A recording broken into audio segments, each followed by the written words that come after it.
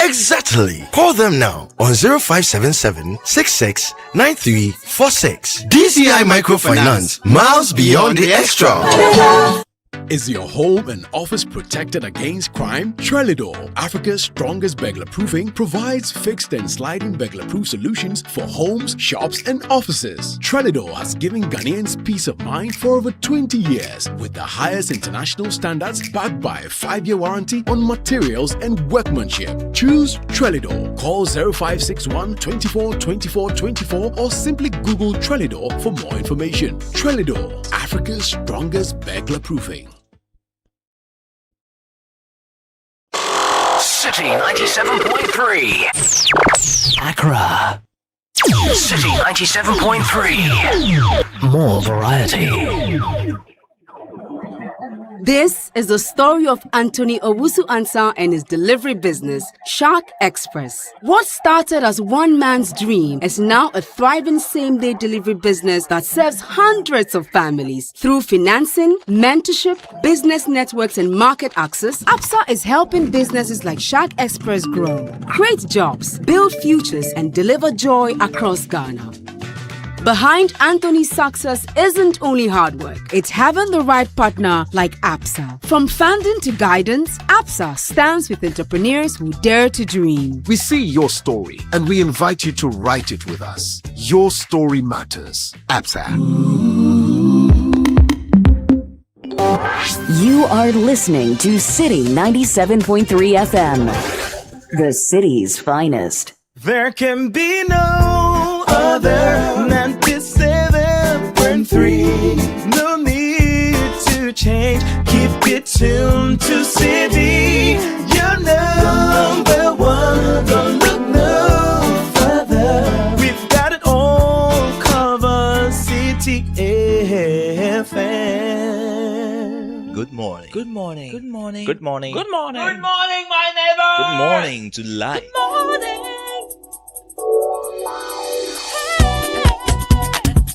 Music, talk, inspiration, in perspective. Express yourself. Good morning, my neighbor. Citi FM, your station. It's a refreshing lifestyle. Citi FM 97.3.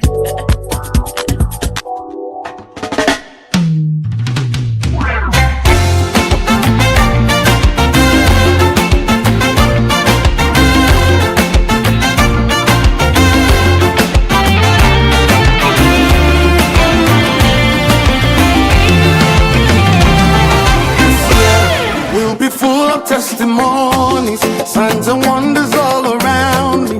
I'll be swimming in abundance. I decree and I declare it's over my life. Say, everybody say, this year will be full of testimonies, signs and wonders all around me. I'll be swimming in abundance. I decree and I declare it's over my life. Say, I woke up with the fire in my spirit. Every promise that you spoke, I'm gonna live it. Doors open when I step into the hallway. They were waiting for me like you knew my way. Everybody that I cross will turn to highway. Every prophecy will come to pass in Jesus' name. Amen. This year will be full of testimonies, signs and wonders all around. I'll be swimming in abundance.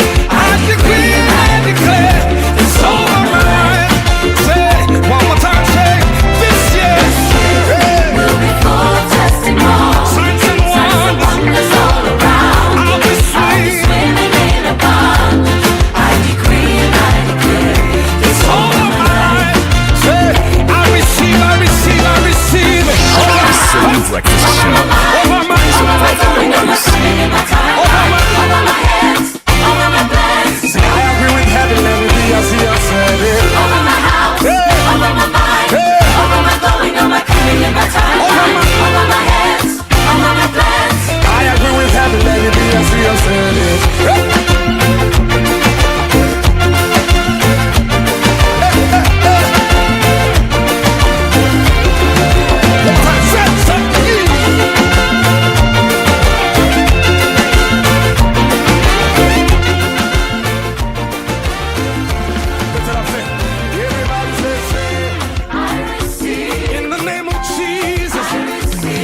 You were just walking over me. I believe it. Yes, yes, yes. Over my going, over my everything, my time, over my head, over my plans.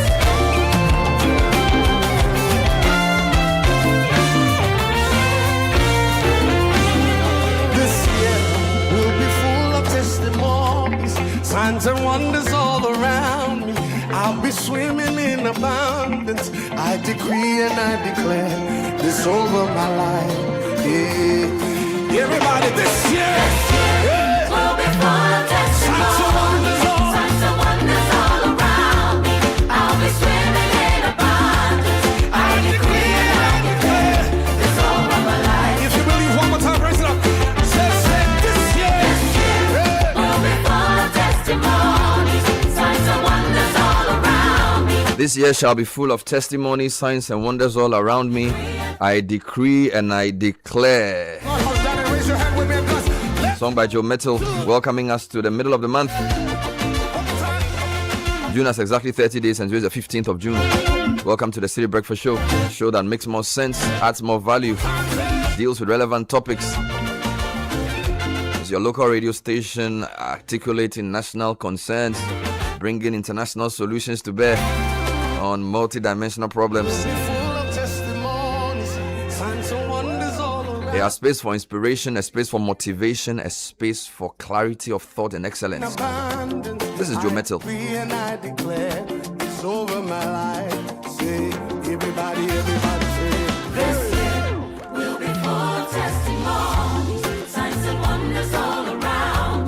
Declare and be justified.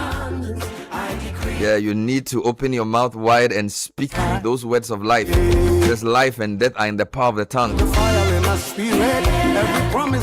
It says death and life are in the power of the tongue, and those who love it will eat its fruit thereof. So your mouth is a fruit-bearing tree. Speak life, speak health, speak excellence, speak favor, speak wisdom, speak abundance, speak healing, speak transformation, speak destiny-altering blessings. Oh yes, we agree with Joe Metal. I'll be swimming in abundance. It will overtake me, overflow me. Over my life, over my health, over my children, over my family, over my nation, over my community.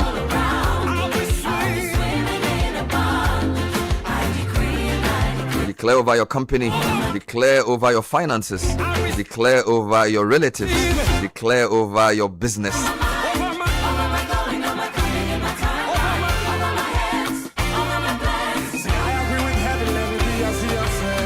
Businesses brought to you by AXA Bank. Going green is not just about saving the planet, it can save you real money. Install solar panels and cut down your power costs.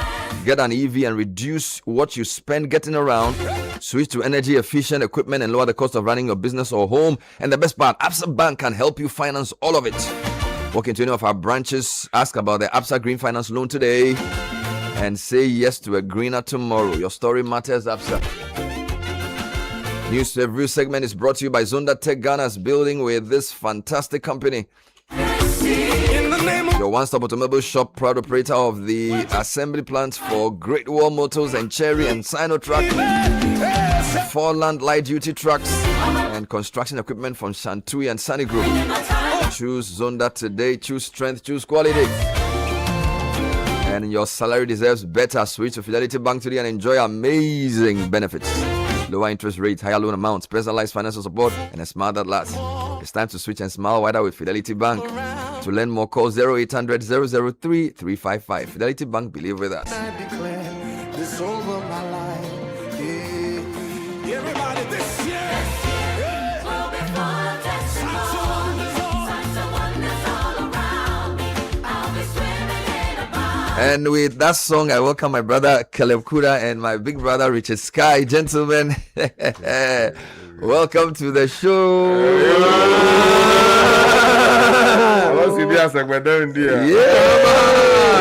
go Charlie. back on your chloro cuckoo. Yeah, Because man. I down there. That's how you call me your big brother. No. I mean it figuratively. Very well. You're a big man. Yes. And you're my brother. Yeah, So if I add the two, you're a big brother. a big man and my brother. When you conjugate, He's a big brother. that's the whole story. That's the whole story, man. Yeah, You know, so- Kaswa commuters are not happy this morning. Oh, you too. Yeah. Every morning you have The- something no, to- the joy we have in the studio is not reflecting on the What's their Kaswa problem story. again? Reginald Sechi Brown says this morning he's counted over 1,000 commuters from Kaswa to SCC Junction alone before 6 a.m. And despite a 4-lane road, traffic is already at a Is standstill. it counting human beings or cars? So these are commuters. So he's estimating. It's I'm sure. counting over Yeah. 1,000 people. Yes, if not more. Both sides of the road are congested with lanes being squeezed for maximum flow. And he's asking how can a 24-hour economy thrive when commuting for the masses is so uncertain. And most citizens living in these areas leave home before 5 a.m. not knowing if they will reach work on time. So there's some squeeze on the Kaswa stretch this morning. People are not We say excited. good morning to Reginald and all those listening to us Yeah, in yeah, traffic. yeah. This is the news review segment of the Citi Breakfast Show. Yep. There will certainly be time to delve into those matters. yeah. Let's start with the Ghanaian Times. Okay, the Ghanaian Times says this morning, communal clash looms at Gini as 3 chiefs, Bernard, are laying claim to disputed Galamsey side. So it's Galamsey side that's producing all the trouble. And there's an excavator here on the disputed side at Gini. You can see the photograph for yourself when you grab a copy of the Ghanaian Times. Also, the front page this morning, farmers appeal to government to release funds for fertilizer subsidy. And GLOA defends role in economy, highlights jobs, investment, these contributions. Right. Daily Graphic leads with the majority leader saying defend democratic governance. Mahama Yarga rallies young citizens and 310 students benefit from no stress fee policy. High Court quashes GTech directive on Costa Rican University doctoral degrees. Other stories here as well. The Chronicle says farmers please stop the budget war and release funds for National Fertilizer Subsidy Program. This is a story directed at the Minister for Finance, Dr. Kezelato Forson, and Eric Opoku, who is the Minister for Agriculture. Also on the front page this morning, Lotto operators push back against KGL's 173 million Ghana cedi payment to NLA. A number of other stories in the paper this morning. That Lotto story is also on the front page of Daily Guide. Other stories, we can't farm with promises, farmers to government. The other stories here as well. The News Center says GLOA exposes distorted KGL comparison. Says they operate under fundamentally different conditions. Still Also, the looking. front page this morning, new cargo tracking fees could hit consumers hard. And comes with 5 different photographs on the front page. Well, Lotto stories are all over the place. Herald has that as well. But the other stories, Wound to Me fights on multiple fronts ahead of 3rd July, August Day, Judgment Day, goes beyond courtroom to political commentary and public opinion. And suspended 2018 cargo tracking policy returns amidst cost and ICOM's duplication claims. There are other stories here as well, like U.S. wanted Ghanaian arrested in Morocco over fraud and money laundering. This GLOA KGL story It's also everywhere. makes the front page of the It's custodian. everywhere. But another story says Reverend Dugbe extols Baumia's credentials, humility, integrity, and faithfulness. Also on the front page this morning, Minister petitioned to sack Ikuaping South MCE over 1.35 million Ghana cedi expenditure scandal. This is part 1 of the story. Some other stories in the paper. The Informer, I wish Sedina well in jail. This is Neil Ate. Comparisons in the payment of revenue. This is the Lotto story. Made it to the Informer as well. Want to me plea deal debate deepens as calls grow for transparency, restitution, and wider accountability. Now, Zoom Lion, NADMO, ramp up flood combat efforts. What they've left out is that we are doing this together with Channel 1 Television. The Inquisitor says ensuring food security, give us fertilizers, peasant farmers to government. The minister's photograph is here on the front page. Also, petrol price floor cut by 12%, diesel by 2.5% in latest NPA review. Today, newspaper, Ghana protests after party blocked from World Cup opener, and GPCC, Ghana Pentecostal and Charismatic Council, kicks against modified anti-LGBTQ plus bill. DVLA fails 4,896 drivers over bad sight. Bernard, I take you to the Ghanaian Point, my last newspaper for this morning. The big story again talking about the Lotto matter, but there are some other stories, including one concerning our member of parliament here. Right. Accra flooding requires investment and attitudinal change. This coming in from Patrick Boama.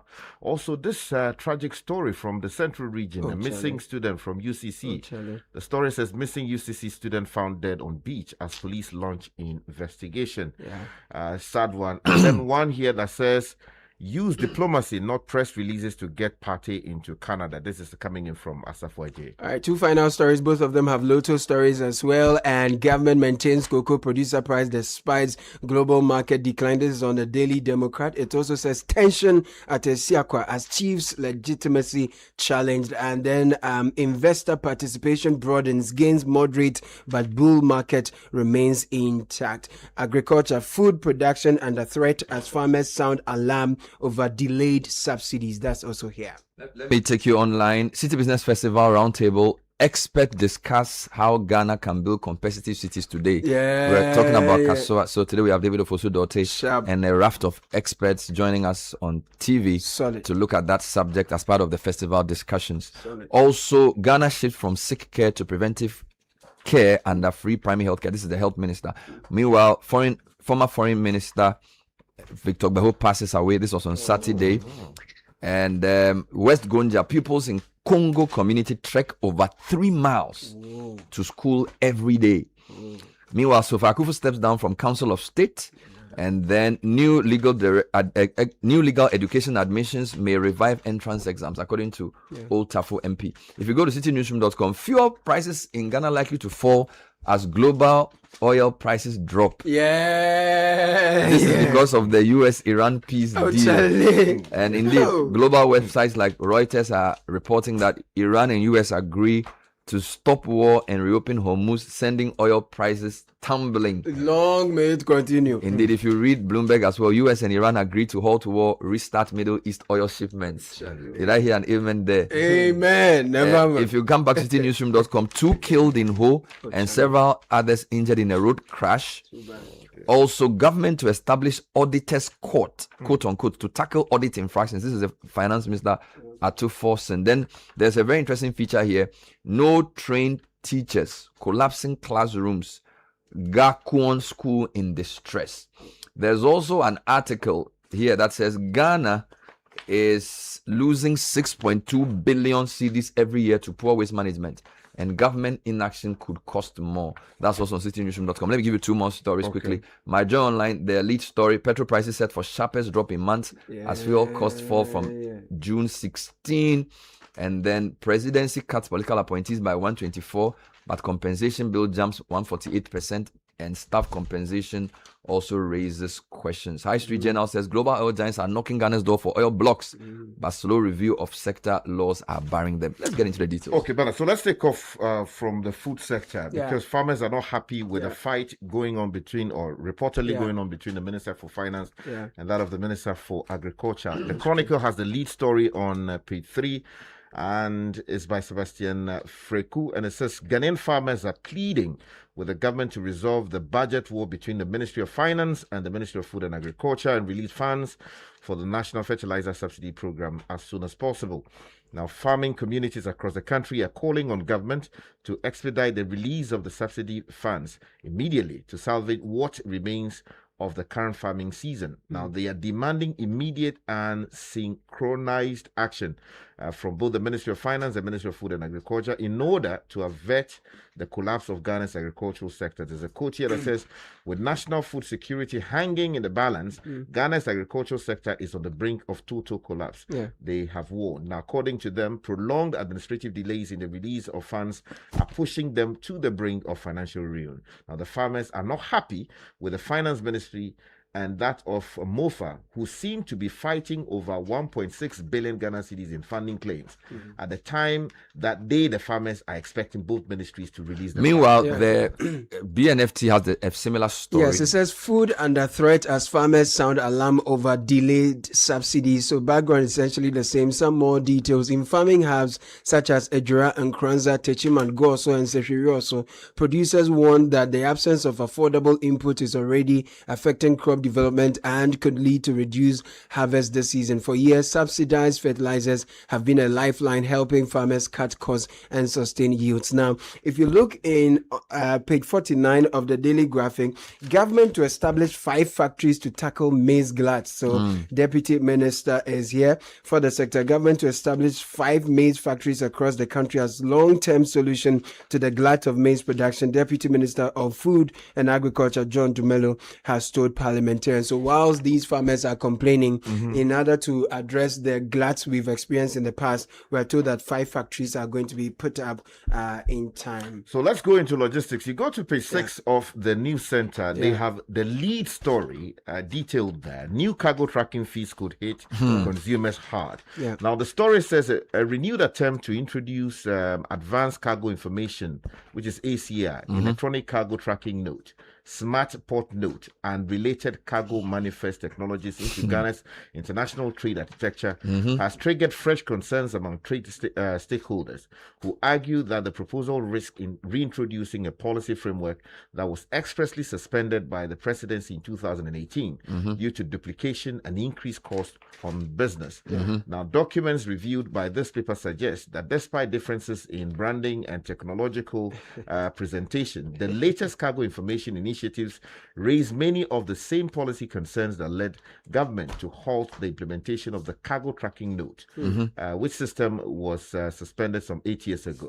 It was introduced some 8 years ago. Now, the center of the debate are proposals being advanced by 2 separate private sector interests. Charlie, they're always in there. It's always like that. One involves Inter-Ocean Maritime and Logistics Institute Limited, which is associated with electronic cargo tracking note and smart port note technologies. Now, the other involves Rock Africa, which is promoting an advanced cargo information platform involving Cargo X, Trade Window, Trade Exchange, and FX3D. So the two are the competing systems. And then let me give you one more paragraph. While proponents argue that the system would strengthen revenue assurance, customs risk management, foreign exchange monitoring, and trade intelligence, critics insist that the proposals amount to a costly duplication of functions already being performed by Ghana's It's the same type of thing we've seen in the revenue assurance space. Indeed, if you look at Daily Guide, there's also a story about a sort of disagreement between a company called GLOA and KGL. This is also over a contract with the Lottery Authority. The Ghana Lottery Operators Association, GLOA, has pushed back against comparisons between its members' contributions and payments made to KGL Technology Limited, saying said comparisons distort the realities of the lottery industry. That story is in about 3 newspapers. Clearly, the lottery operators and KGL are on different pages of that same hymn. I bring you 2 stories. First one is a reaction to or a response to an issue Sky raised sometime last week, where some Ghanaians in Cote d'Ivoire were suffering some inhumane treatments as a result of some demolition. The good news is that more than 130 Ghanaians from the central region have returned home from Cote d'Ivoire after a demolition exercise by Ivorian authorities displaced scores of families, destroyed homes and businesses, and left many residents with little more than the clothes they were wearing. So 137 returnees, including children, women, and 3 pregnant women, arrived in Cape Coast in the early hours of Friday, where they were received by officials from the Central Regional Coordinating Council. The other story, same page, that's troubling still in the Central region, is that the body of UCC student had no visible marks of assault. This is the police. So the Central Regional Police Command has stated that contrary to reports in sections of the media that parts of the body of the University of Cape Coast student Innocent Residential Avenue were missing. The body found had no visible marks of assault. In a statement, the police said it had launched investigations into the death of the 20-year-old level 200 Bachelor of Commerce Human Resource student whose body was discovered at Hatchland Beach in Cape Coast last Friday. Yeah, we have more details on City Newsroom as well. Quickly though, the Minister for Education is mourning the UCC student and has ordered full investigation into the death. You find that story on page 2 of the Inquisitor. So if you are interested, grab a copy. Condolences to Sky, let me do a quick one. Government is losing, or Ghana is losing, over 6 billion cedis every year to poor waste management, according to a recent study by ISE at the University of Ghana. The country loses more than 6.2 billion cedis annually due to diseases and health complications linked to poor waste management and sanitation. The figure represents a staggering economic burden that continues to grow despite years of policy discussions and public awareness campaigns. The report paints a troubling picture. Ghana is not merely dealing with a sanitation challenge, it is forfeiting a major economic opportunity while exposing millions of citizens to preventable health risks. Now, the details of the story are on citynewsroom.com. And then there's a follow-up here where Channel 1 Television is organizing a conversation about the future of our cities. And the story by Neil Atilati says the second roundtable for the 2026 City Business Festival takes place today, Monday, June 15, bringing together policymakers, urban development experts, financiers, and industry leaders to explore how Ghana can build competitive cities that sustain long-term economic growth. Now, the session themed Building Competitive Cities, Infrastructure, Innovation and Investment for Sustainable Economic Growth will examine the role of urban infrastructure, planning, housing and investment in driving productivity, attracting capital and creating jobs. Speakers include David Ofosu-Dote, who is the founder of AB, and David, we know him, one of Ghana's leading thinkers. He's going to do a big presentation on this. We have engineer Okujeto from the Institution of Mining, Percy Anna Bukari of the Institute of Planning, Tony Asari of Institute of Architects.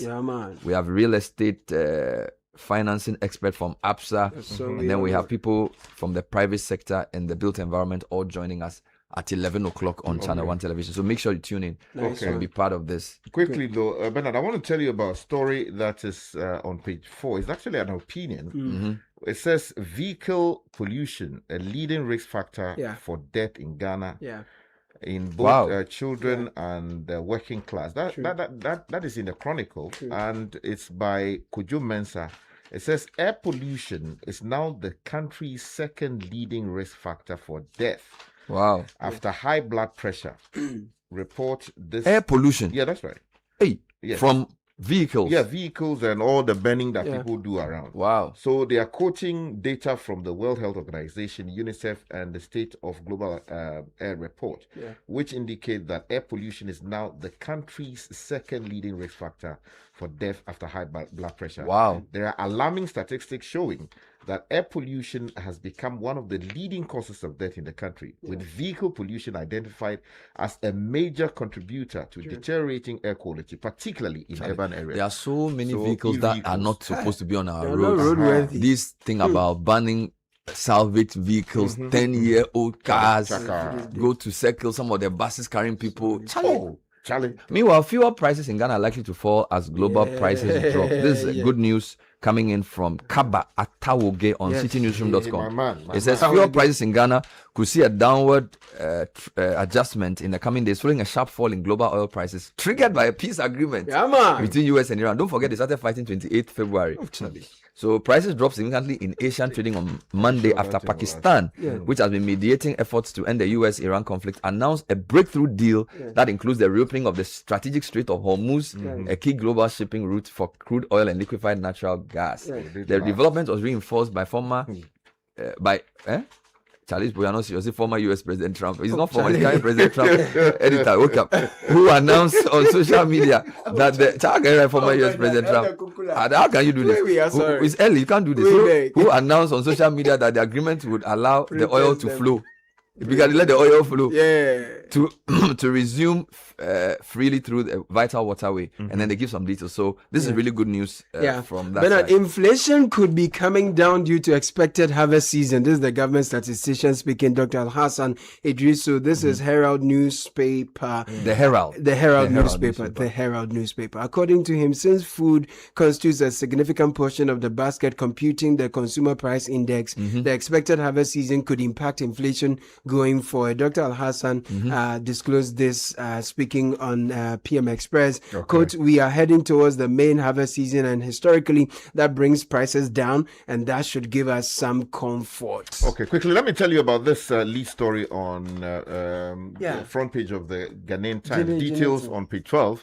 The three chiefs are fighting over Galamsey side. The story is from Daniel Jurasa, and he says that tension is mounting over a piece of land at Jinijini in the Sunyai municipality following ownership claims by three chiefs from the area. Now, the situation has been compounded by the forceful takeover of the same land by armed illegal miners who continue to occupy farmlands there. Now, the chiefs of Sunyai, Atronie, and Wemfie have all condemned the illegal mining activities and called for immediate security intervention. Now, Jinijini is one of the 4 communities currently under siege by illegal miners who have forcefully taken over lands belonging to. So the headline is a bit misleading. Yeah, When that's right. it suggests they are fighting to control the site, but they are fighting that the site not be used for. Exactly. You understand? And then also ownership. Not for But purpose. the way it's written, you may think they are saying that the chiefs are in Galamsey. No, the chiefs are saying that this land should not be used for that. That's my understanding of what you are reading. All right, Caleb. Well, the good news for the MMDAs, which will mean we put more pressure on them,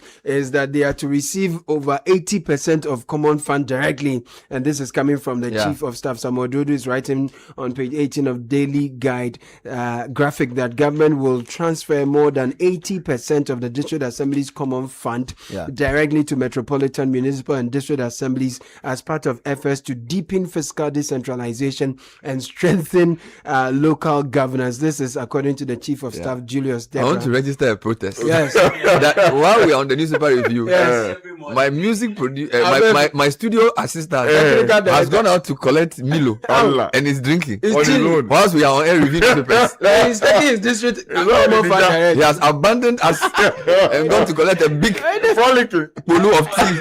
He's drinking. He's holding in a gambit. I want the camera to capture him. Come here. Bring the gambit here. He went to collect a big cup of tea. Please, this is the guy who has been playing the songs. He ran away from us to go and collect a big cup of Milo. This guy.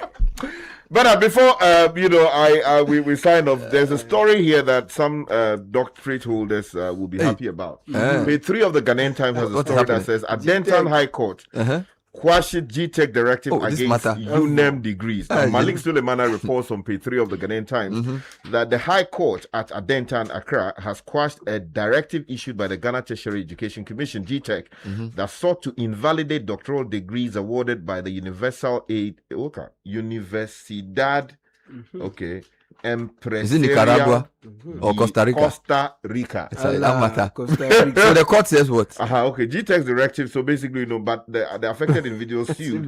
But in the judgment delivered on June 10, Justice Kwame Jemfi held that GTech, as a statutory regulatory body, is bound by law and must act strictly within the limits. So those people, their doctorate is doctorate. So he found that both the directive and the procedures leading to its issuance were legally flawed and therefore incapable of sustaining the adverse consequences imposed on them. So it may well be with the process of... We need to... I'll let you have the full judgment. So I'll let you explain it to audience. Francis says, good morning, Bernard. Yes, morning. Reginald, who texted Caleb, is right. I left home at 4:30 a.m. And as of 6:38, I'm now at Barrier. Tomorrow be that. Charlie, this guy, don't you think this guy should just work from his house? Yeah, I think that's okay, by the way, what work do you do? That's the question. Because on work, if I have a full pound, I can't pound it from your house. So maybe some work. But Francis, honestly, to leave home at 4:30, that's crazy. and 2 hours later you have not even reached half of your journey. That's crazy. I mean, either you should change the work or change the house. That is hard. But it's also because the state is failing. That's why we are going to discuss a new city. Yeah. So we are discussing how to make our cities engines of economic growth. Yes. Because if after 2 hours you are still in traffic, by the time you get to work, if your boss says something, you just say. Challenge these days, new level crown.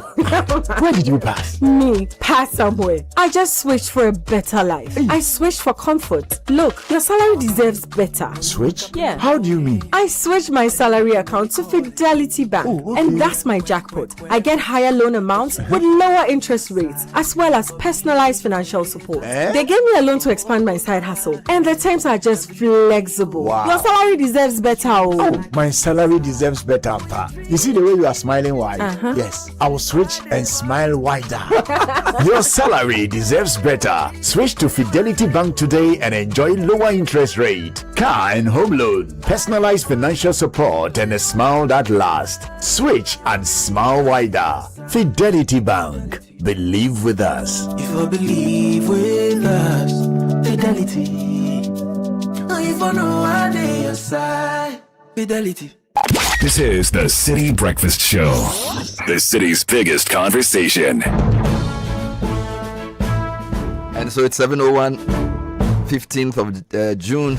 Netele Nete Ajaho is here with the business news. Good morning, Netele. Good morning, Bernard, and you're welcome to the breakfast edition of the Citi Business News on 97.3 Citi FM. It's a new week. It's brought to you by MTN, EcoBank, and Go Good Energy. Coming up, fuel prices to drop and second pricing window, and Bank of Ghana orders financial institutions to halt unapproved dollar wallet operations.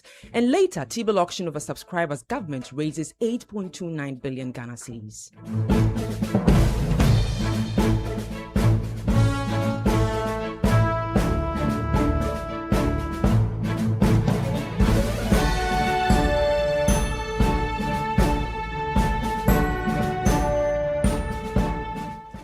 Let's settle for the details now. Fuel prices are expected to decline from tomorrow as the second pricing window of June takes effect, offering some relief to consumers and businesses. Petrol is projected to record the sharpest reduction, falling by 9.31%, while diesel is expected to decline by 1.65%. The projections are contained in the latest pricing outlook released by the Chamber of Oil Marketing Companies, COMAC. According to the Chamber, the anticipated reductions are being driven primarily by the significant drop in international refined petroleum product prices, marking the steepest decline recorded since the start of 2026. However, the impact on diesel prices is expected to be more modest due to the full removal of the government industry intervention mechanism, while LPG prices remain constrained by existing tender arrangements that have locked in supply costs. Meanwhile, energy analyst Benjamin Sia has ruled out any immediate pass-through effect of the reduced fuel price floors announced in the second pricing window of June. Well, I think that if you observe last window and this window, prices are very higher. Maybe one or two of them are setting their prices within the range of the floor, but most of the OMCs are setting higher prices above the floor, and that means that some of the OMCs were not getting the products cheaper from the BDCs, and maybe we're also procuring the product on credit. And also depends on the arrangement or the business model of these OMCs. Some operate what we call company-owned dealer operate. Some operate dealer-owned company operate. Some operate dealer-owned dealer operate. So varying these business models, I think that prices may not plummet as the floor price has seen some drastic decline published by the regulator. I think that some of the companies will still see their price of petrol above 14 Ghana cedis per litre, and others still also seeing their diesel above 15 Ghana cedis per litre. Benjamin Sian is an energy analyst. Now, the Ghana National Petroleum Corporation is seeking strategic partners to support the development of the Voltane Basin, which is estimated to hold more than 11 billion barrels of oil equivalent resources. According to GNPC's Deputy CEO for Finance, Commerce and Administration, Hamis Yusuf, the corporation is actively pursuing investments to unlock the basin's vast hydrocarbon potential. Speaking at the West Africa Gas Summit in Accra, he described the Voltane Basin as one of Ghana's most promising untapped energy frontiers with significant prospects for oil and gas exploration and development.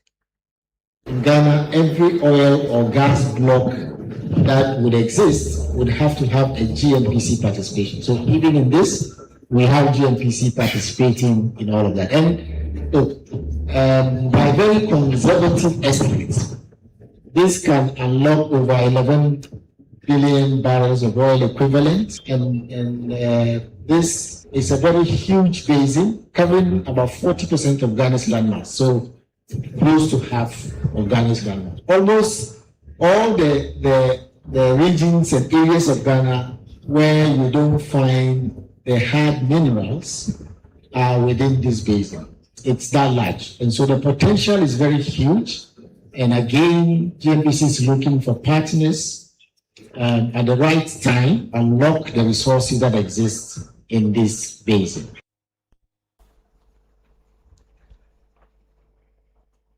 Hamis Yusuf is Deputy CEO of Finance, Commerce and Administration at the GNPC.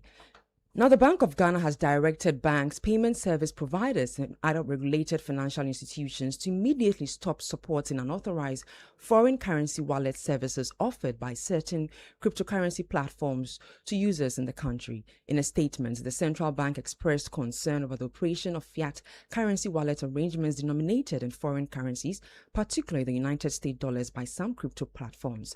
According to the bank, these wallet services are being facilitated through bank transfers, payment cards, and other payment channels provided by regulated financial institutions operating in the country. The central bank also noted that such arrangements typically involve activities that require authorizations under the Payment Systems and Services Act 2019. However, the BOG stated that the crypto platforms involved have not been authorized to undertake these activities. The latest move forms part of the central bank's ongoing efforts to strengthen oversight of digital financial services and ensure compliance with Ghana's regulatory framework governing payment systems, foreign exchange transactions, and virtual assets-related activities. Now, moving on, many small businesses in Ghana fail to grow and often collapse prematurely because owners do not separate their personal finances from their business finances. According to Head of Citizenship at Absa Bank Ghana, Priscilla Yeboah, one of the most common mistakes entrepreneurs make is treating business income as personal income, making it difficult to track profits and manage cash flow. Speaking on the City Business Festival Honor Series on Financial Literacy 101, she noted that separating finances is not only important for business sustainability, but also critical for determining whether businesses is actually making profits. A lot of Ghanaian small businesses die prematurely because of this, because they just plainly refuse to separate their personal finances from their business money. It is very, very crucial and important if you really want to scale up and grow a business. You just have to separate. Whichever way you have to do it, you have to do it. And it starts from, first of all, you paying yourself from that business. Make sure once you are running a business and you call it a business, whether it's that small kiosk, is that Uber business you are doing, whether it's that seamstress you are sewing, make sure at the end of the month, or even if it's bi-monthly, take your salary out of whatever work you have done. Pay yourself. That helps you separate your personal finances from your business finances. Because once you do that, you will not go and put your hand into your business money to spend on your person, or to pay your rent, or to pay for food, or to do this. You just have to separate it. If you don't separate your personal finances from your business finances, how would you know you are even making profits? Priscilla Yeboah is Head of Citizenship at Absa Bank Ghana Limited. The full conversation with Priscilla Yeboah on the topic Financial Literacy 101, Budgeting, Saving and Smart Money Habits airs later this morning at 9 a.m. on the Citi Breakfast Show. The 2026 Citi Business Festival is powered by 97.3 Citi FM and Channel 1 TV in partnership with Absa Bank. It's proudly sponsored by MTN, Absa Bank, Zondotech Ghana Limited, and Petra Trust. Now, the second roundtable discussion of the Citi Business Festival 2026 will continue today, June 15, on the theme Building Competitive Cities, Infrastructure, Innovation and Investment for Sustainable Economic Growth. The following report explores more of what is expected in the next session. The second roundtable discussion on the Citi Business Festival 2026 continues on June 15 and is themed Building Competitive Cities, Infrastructure, Innovation and Investment for Sustainable Economic Growth. After an impactful session which centered on enabling Ghanaian enterprises to fully benefit from the African Continental Free Trade Area. Joining us for the second session of the roundtable discussions on Monday are David Ofosudote, founder, AB and David Ya Obenewa Okujeto, executive member of the Ghana Institution of Engineering, and Percy Anap Bukari, President, Ghana Institute of Planning. Other panelists include Tony Asari, President of the Ghana Institute of Architects, and Nana Kwejo Boachi Champon, a senior manager real estate financing at Absa Bank Ghana Limited, as well as Kofi Adebo Oforia Manful, managing director of LMI Homes Limited. Do make a date with us. The Citi Business Festival 2026 is powered by 97.3 Citi FM and Channel 1 Television in partnership with Absa Bank and proudly sponsored by Absa Bank, MTN, Zondotech Ghana Limited and Petra Trust. My colleague Nashika Caesar filed that report. Now, government exceeded its T-bill target at the latest auction, raising 8.29 billion against a target of 7.3 billion, underscoring strong investor appetite for short-term government securities. Total bids submitted across the 91-day, 182-day, and 364-day T-bills amounted to 8.4 billion Ghana cedis. Of this, government accepted 8.2 billion, translating into an acceptance rate of 98.31%. The amount raised exceeded a target of 868 million, representing 11.7% above the government's intended borrowing level. And now on the interbank market, the dollar is going for 11 cedis, the pound for 14 cedis 72 pesos, and the euro for 14 cedis 74 pesos. And that's it for the breakfast edition of the Citi Business News. It was brought to you by MTN, EcoBank, and Gold Good Energy.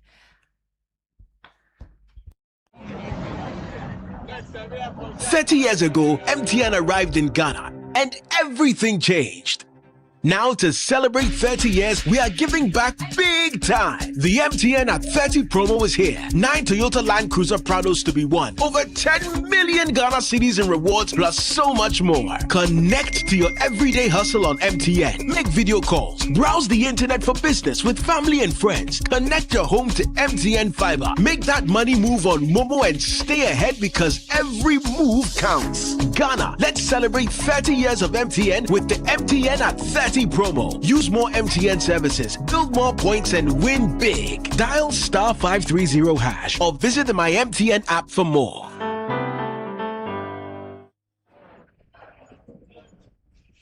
Your attention, please. Flight C8 has been delayed. Again. Madam, can you please point me to the water fountain? And please watch my back and front whilst I'm gone. You can be a traveler with infinite worries. Hello, Mr. Annan. Your lounge access is ready and your seat is warm. Or you can be a traveler with infinite privileges. Champagne, sir? Original the drink. Choose EcoBank's infinite privileges with an EcoBank Visa Infinite card. Access airport lounges worldwide, fast-track services, best-in-class daily limits, and enjoy other exclusive travel and lifestyle benefits. Infinite privileges await. EcoBank, the Pan-African Bank. The Citi Breakfast Show. Rise above the noise. L to the L to the L to the L. Hey. La la la.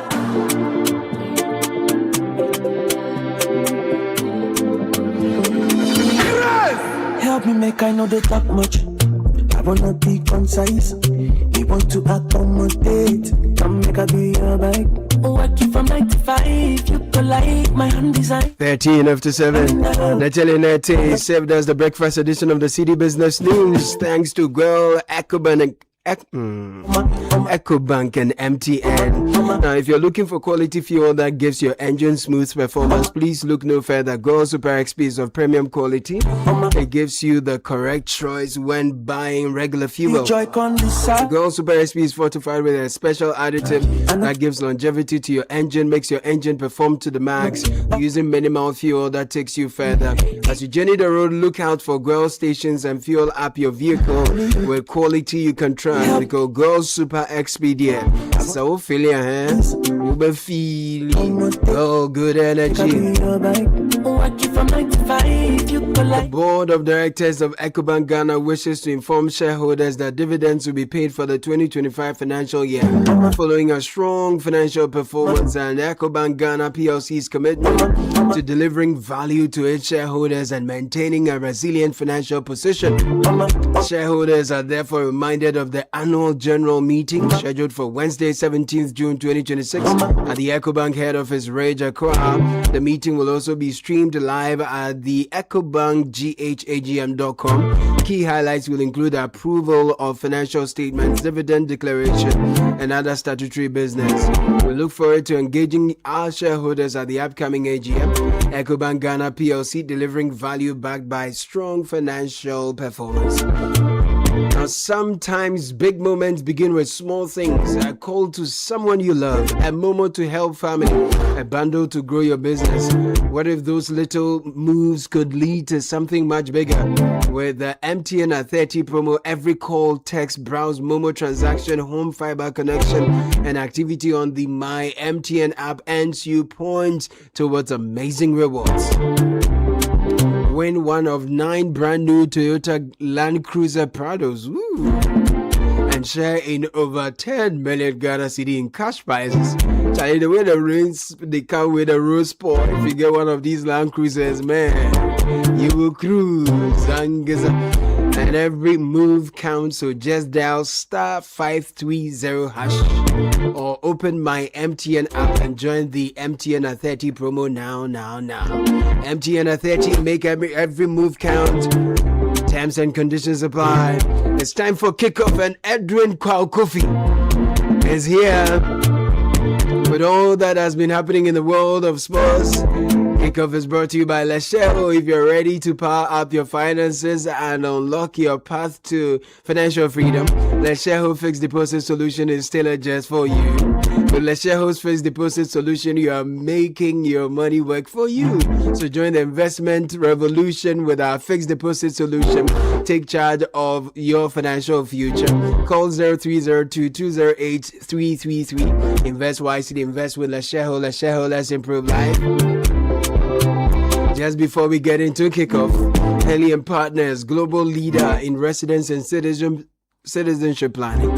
They help investors and their families secure alternative residence or citizenship through leading programs worldwide. And they advise on the best program for you and your family and assist with the entire application process every step of the way. So whether you're looking for greater global mobility, access to world-class education and healthcare, long-term family security, we are the ones to talk to. 0206042101. Ghana at henleyglobal.com is how to email us. Our offices are at the Galleria, Kempinski Gold Coast City Hotel. Pass by for free consultation. henleyglobal.com. Visit this website to find out more. It's 18 after 7. Edwin Kankofi joins us with all that you missed on the World Cup and all that you have to look forward to. Edwin, what's up? Okay, what's up? How's the weekend, Charlie? It was football filled. Yeah. A lot of football to take our attention away from the hardships and all the problems that we have. Just watch football to, distract ourselves. But most of the games are deep into the night because of the time zones. Exactly. As the tagline says, sleep can wait. Sleep can wait. So what are some of the games that took place over the weekend? What were the results?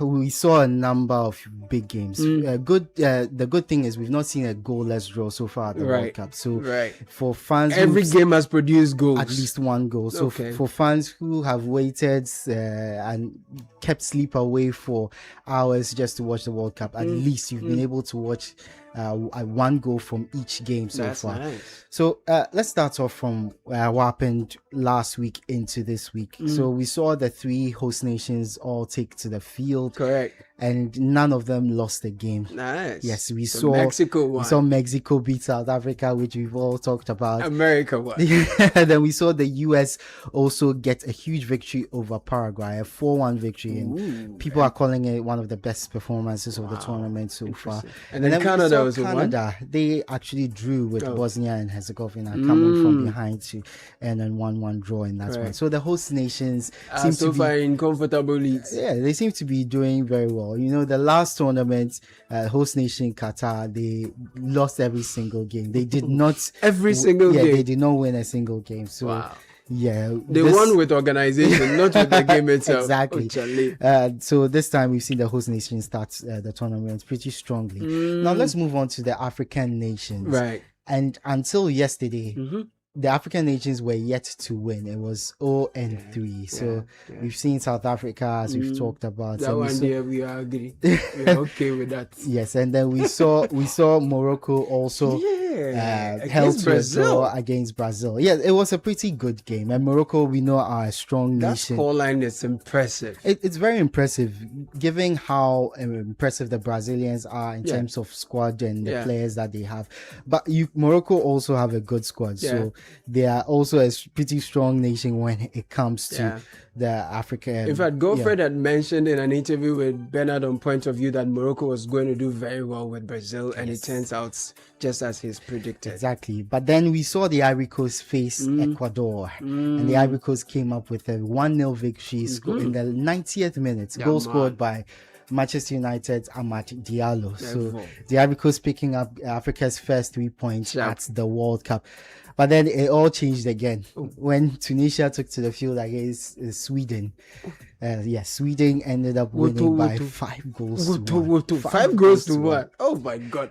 That's not the most goals in the match yet so far, though. That's not the most goals in the match yet. But it was still pretty embarrassing for the Tunisians who always go to these competitions, seem to not perform as well as they could, but 5-1 against Sweden, who themselves are not fancied a lot in these kinds of competitions. It was pretty surprising. But a couple of strikers from the Premier League got in on the act. Victor Gyökeres, who won the Premier League with Arsenal, and also Alexander Isak, who had a troubling time with Liverpool, but everyone knows the kind of quality he possesses. Now let's go to some of the other goal-filled matches that happened over the weekend. First of all, Germany, they played Curacao. My goodness. Curacao are the smallest nation to play at the World Cup.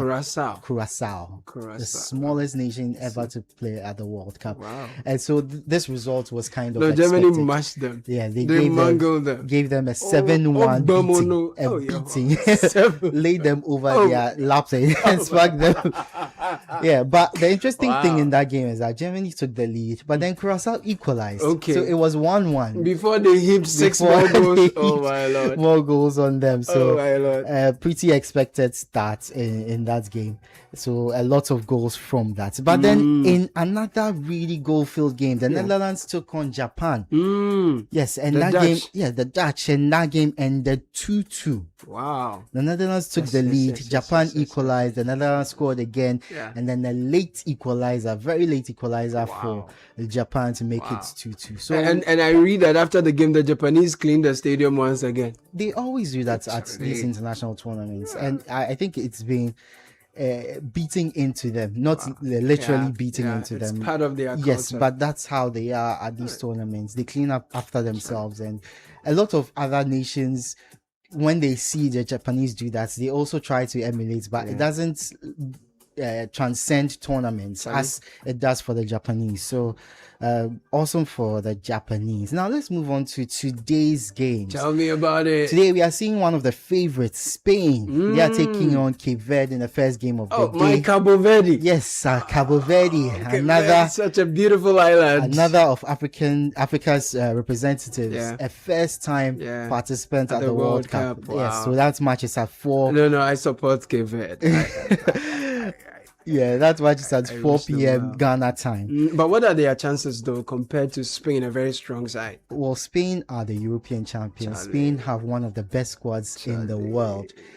Spain are pretty decent when it comes to football. So you are saying whipping is coming a nice way. Oh, I hope not, but that's where it's going. That's where it's going. Let's see how that goes. Yeah, then at 7 p.m. Ghana time, we have a huge game between Belgium and then Egypt. So Africa's representatives in action. Yes, Belgium taking on Egypt. So two sides that in recent times seem to be very much. Mohamed Salah, everyone knows him, will be in action at 10 p.m. The Pharaohs. At 10 p.m. We'll have Saudi Arabia taking on Uruguay. Okay. Saudi Arabia taking on Uruguay. Saudi Arabia. Yeah, we have pretty bad history with Uruguay, but anyway. Oh, those guys. Are we going to be supporting Saudi Arabia because of it? No, we are not supporting Uruguay in any way, man. Okay. I hope that guy is not part of their team. Oh, no, he was left out of the It's good. squad. We are happy. We even name him. Okay, and then at 1 a.m. we have Iran taking on New Zealand in the final. So Iran is are they playing the US, Canada, or Mexico? they are playing in the US. So they arrived in the US, but they'll have to leave immediately after the game because the US will not allow them to stay beyond a day. So where are they going to be hosted? They are going Mexico? to be in the US. No, so after the game, they go back to Mexico, where they are based, which is very, very tough. I thought we were smoking the peace pipe even on the war front, so they should bring it to the how front. it transcends to the World Cup. Before I go though, let's talk about Thomas Partey. How far with him? Yes, so he's been denied a visa into Canada. That happened on Friday. And then we've seen a response from the Ghanaian government. First of all, we spoke to the Sports and Recreation Minister Kofi Adams on Eyewitness News, who described the reasons that Canada gave for his the refusal of his visa as flimsy.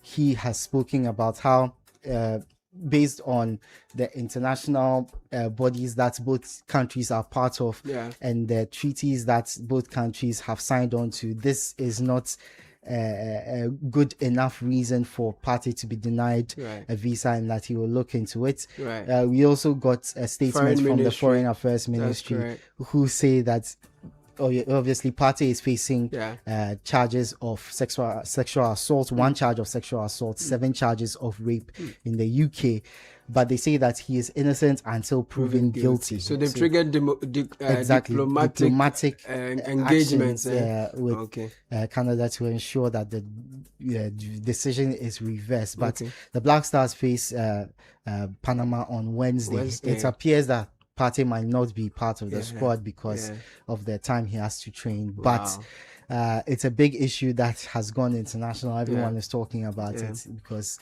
obviously Partey. What are our chances going into this game with Panama without Partey, without Kudus? We've been talking before the game about how weak our midfield is, and this was with Thomas Partey in the squad. So with now him, that he's not there, so it becomes much weaker. Gosh. And but the good thing is, despite Panama being ranked ahead of us in the FIFA World Rankings, we generally are a better football nation than they are. So it should be easier than our other 2 games. But I wouldn't count out Panama because they also want to make an impact at this World Cup, given how long they've been without a World Cup. Is this a game you would advise listeners to eat before they watch? Yeah, I think you should eat before. Even Panama. Because if we lose this game, or if we fail to win this game, it will be one of the biggest shocks. Let's say Comoros and beat us before. No, but I saw Black Sheriff with the team. Yes, and they were having fun at the lobby of the hotel. It's good that under high pressure situations like this, the team continues to have fun. And then celebrities are also giving their all to the team to motivate them ahead with I love it. Charlie, see you at Tech and Social Media Trends. Will we be unveiling your new phone? That was kick off, people.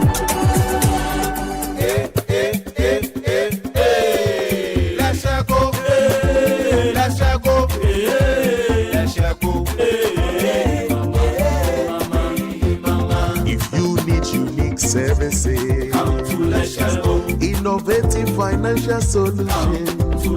We deliver on our promise, cause we are number one.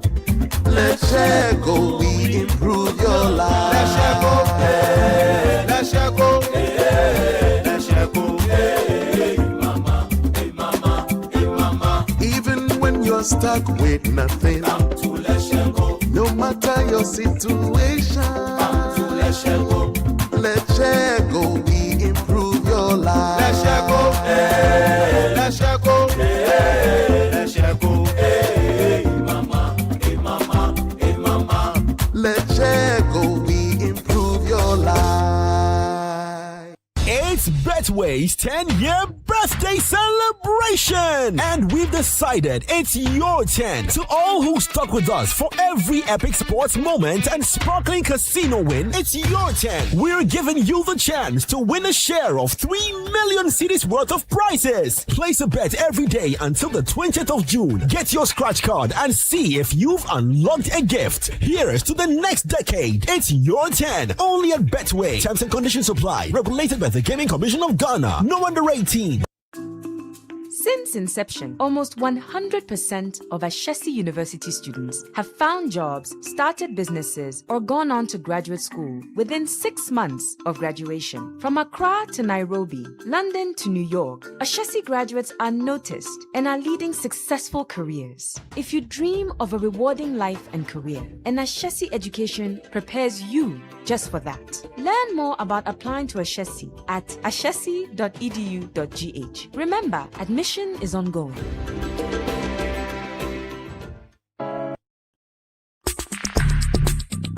Join the conversation on the Citi Breakfast Show on Facebook at facebook.com/Citi97.3, Twitter at twitter.com/Citi973, and Instagram at instagram.com/Citi973 with the hashtag CitiCBS. The Money Matters segment is brought to you by Petra. Petra, achieve more. Welcome to the Money Matters segment with Petra.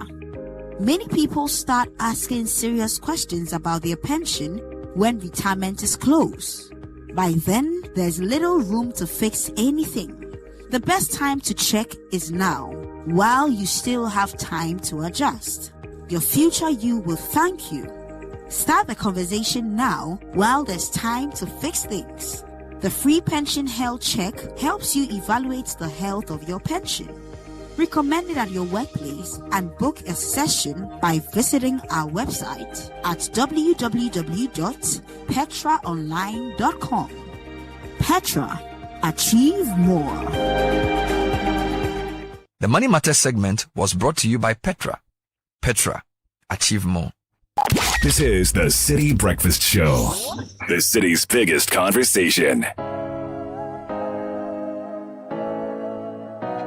I don't wanna stress, I want the soft life. I wanna have more time, make catch up life. I send money, I pay my bills, I buy airtime. Oh, I dig the soft life. Abracadabra seems like magic, API magic. I don't need to carry money on me. With Fidelity cards, I just need to swipe. Oh, I dig the soft life. Oh, soft life, GHQR. I take my phone when I scan it. Payments complete, Fidelity app is so sleek. Oh, I dig the soft life. Say hello to Kuku at the chatbot. Yeah, she's gonna simplify your digital banking. Fidelity digital banking, the new dimension. Dig the soft life. Modege, Mr. Modege. Dig, dig, dig, dig. Dig, dig, dig, dig. Fidelity Bank. Believe with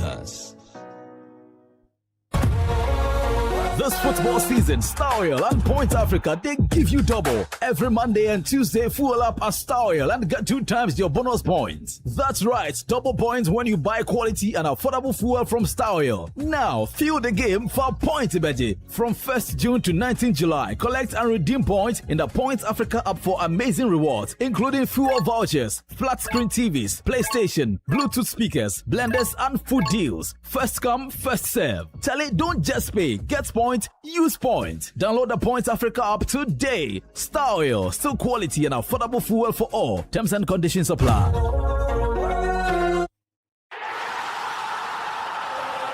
It's the season of goals, the tense moments, the thrilling moments, the unforgettable winning moments. And now your winning moment could be next. Buy a Samsung Galaxy device from now till July 3rd from any authorized dealer and stand a chance to win Samsung TVs every week. From Galaxy phones, tablets and watches to refrigerators, microwaves, and even an 85-inch Samsung TV to upgrade your matchday experience at home. Visit samsung.txtghana.com after purchase and enter your details to enter the weekly draw, and you could be one of our lucky winners. This promo is regulated by the NLA on the Caritas Lottery platform. Terms and conditions apply.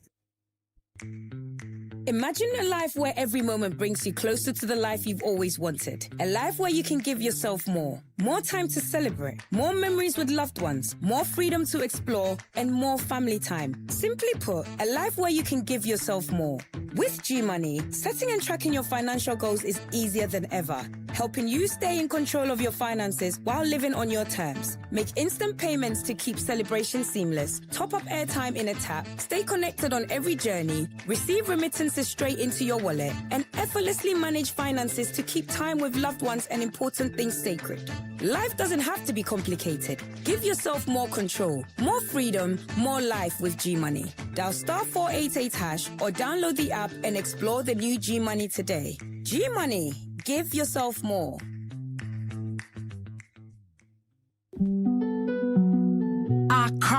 Accra to a new way of flying. ValueJet is now in Ghana, connecting you from Lagos to Accra, from Accra to the beautiful city of Banjul and back again. Whether it's business in Lagos, holiday in Banjul, or coming home to family here in Accra, we're bringing West Africa closer, one flight at a time. Reliability you can trust, fares you will love, and a welcome that feels like home. Book your journey now at flyvaluejet.com or call us on 054-116-7474. Value Jets. Wings for everyone.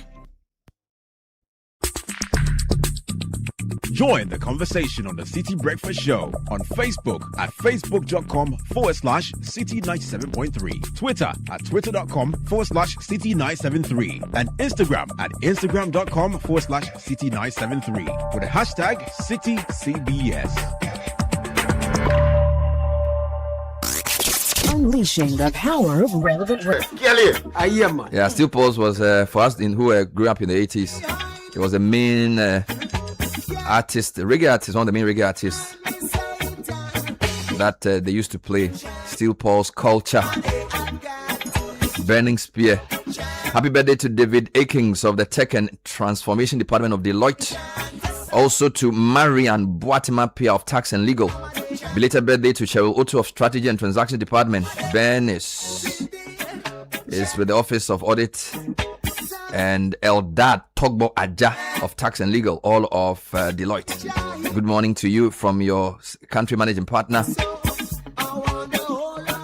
Happy birthday to Honorable Kwesi JB Abebio, aka Kwesi Kotoko, Assemblyman at Chimota Electoral Area. May your days be blessed from Kofi Chamating, Okankwe North MPP Constituency Communications Office. Hopeful, okay. And to Grandma Elizabeth Akufo of Tabora, Killy House.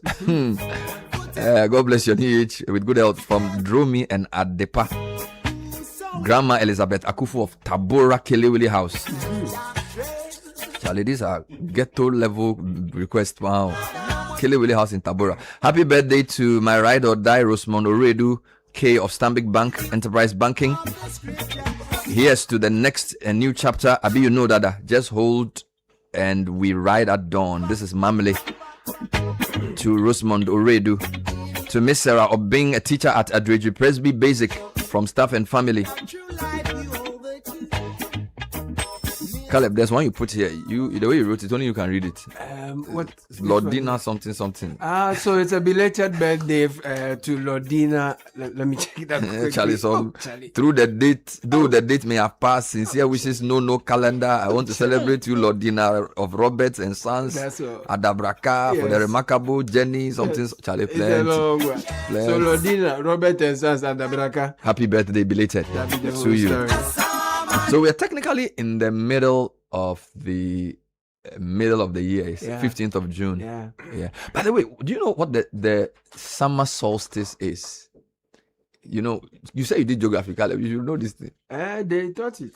I know, but I can't say it. I think it's the day that has equal day, equal night or something. It happens in March, on March 21st. And then there's one that happens in winter. That's the winter solstice. So it happens. No, the summer solstice cannot be in March. I thought it was in June. No, summer is in March. No, summer is in June. Are you sure? March is spring. No, it happens in March.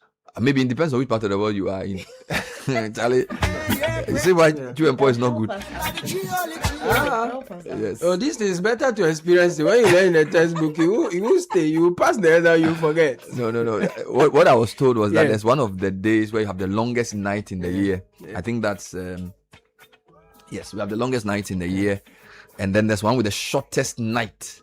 All right. You know, when you go to Europe, I'll give you an example. Okay, you are right. Yeah.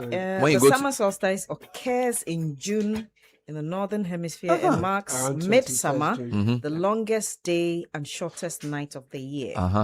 So usually the number of hours of daylight are at their maximum, while the number of hours of night are at their minimum. So you know what the Europeans and those in northern hemisphere have over us is sometimes they're able to have more daylight to work. So let me give you an example. Maybe you have a football team. In Ghana, if you don't have floodlights, you train and it's 6 o'clock, you have to close. In the UK, you can have a team that trains at 8 to 9 p.m. because they still have sunlight. All right. So usually they're able to make more use of the day than we are. We seem to have equal number of hours for day and equal hours for night. But further down the continent, sometimes around 7 p.m. you still have some day. Because that's also temperate. So basically, Southern Africa, and by the way, their weather is opposite of the Northern Hemisphere. So when it's winter in the north, it's the other way in the southern part of the world. So as I said this morning, we have a big conversation at 11. Cities are not just places to live. They are supposed to be engines of economic growth. And today we're going to discuss that from about 6 different perspectives. David Ovosu is going to set the issues out for us. We have an engineer, we have a planner, we have an architect, we have a built environment organization specialist, then we have finance. And we also have a private sector developer to discuss. I call the topic Building Cities of the Future. All right, this is a very important conversation to have this week on the Citi Business Festival. How Ghana can build competitive cities today. Trouble is that the city that has the most economic opportunity, over 90% of all new investments come to Accra, or maybe over 80%, and yet Accra is becoming very difficult to live in. There are other places within the country which are more livable, but I think once you start bringing these businesses and amenities flow, people move, the planning suffers. So we have to discuss that. Infrastructure, innovation, and investment are key components of building a sustainable city for economic growth. What can we do to make Accra an engine of growth? This morning, somebody sent Caleb Kudah a 15-point thesis, and this person works in a bank. All right. He's a pharmacist. No, sorry. The guy who sent mine is a banker. Okay, good. All right. So a banker tells me he leaves home at 4:30, and that's at 6:38. That's crazy. He's still in traffic, and I'm asking myself, in how many modern cities will this happen?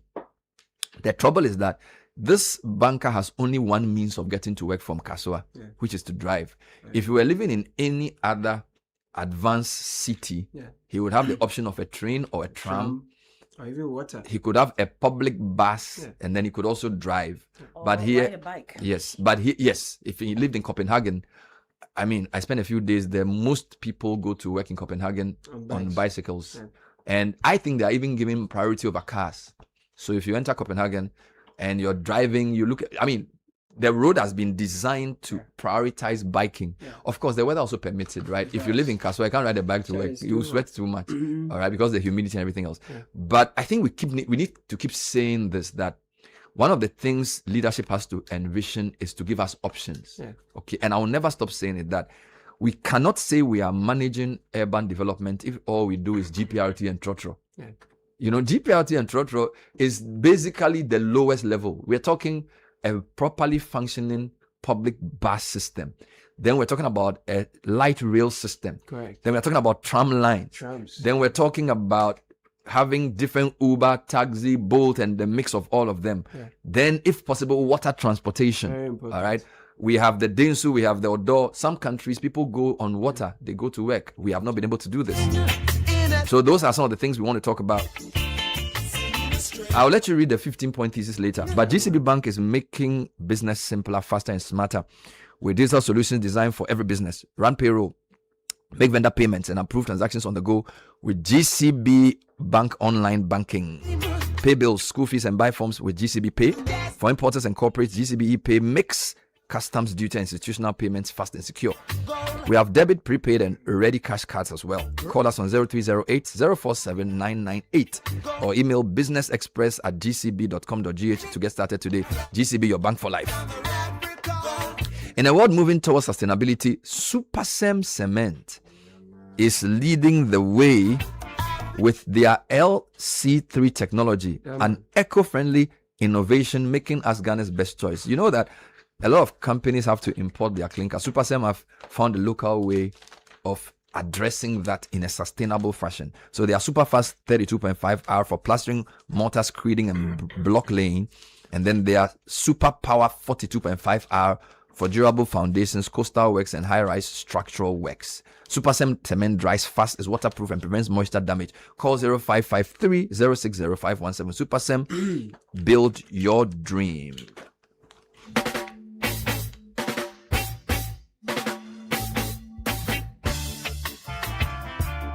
And of course, we are running around the red, gold, black, and green on Wednesday in our game against Panama. So far, the Ivory Coast have made Africa proud with a 1-0 victory.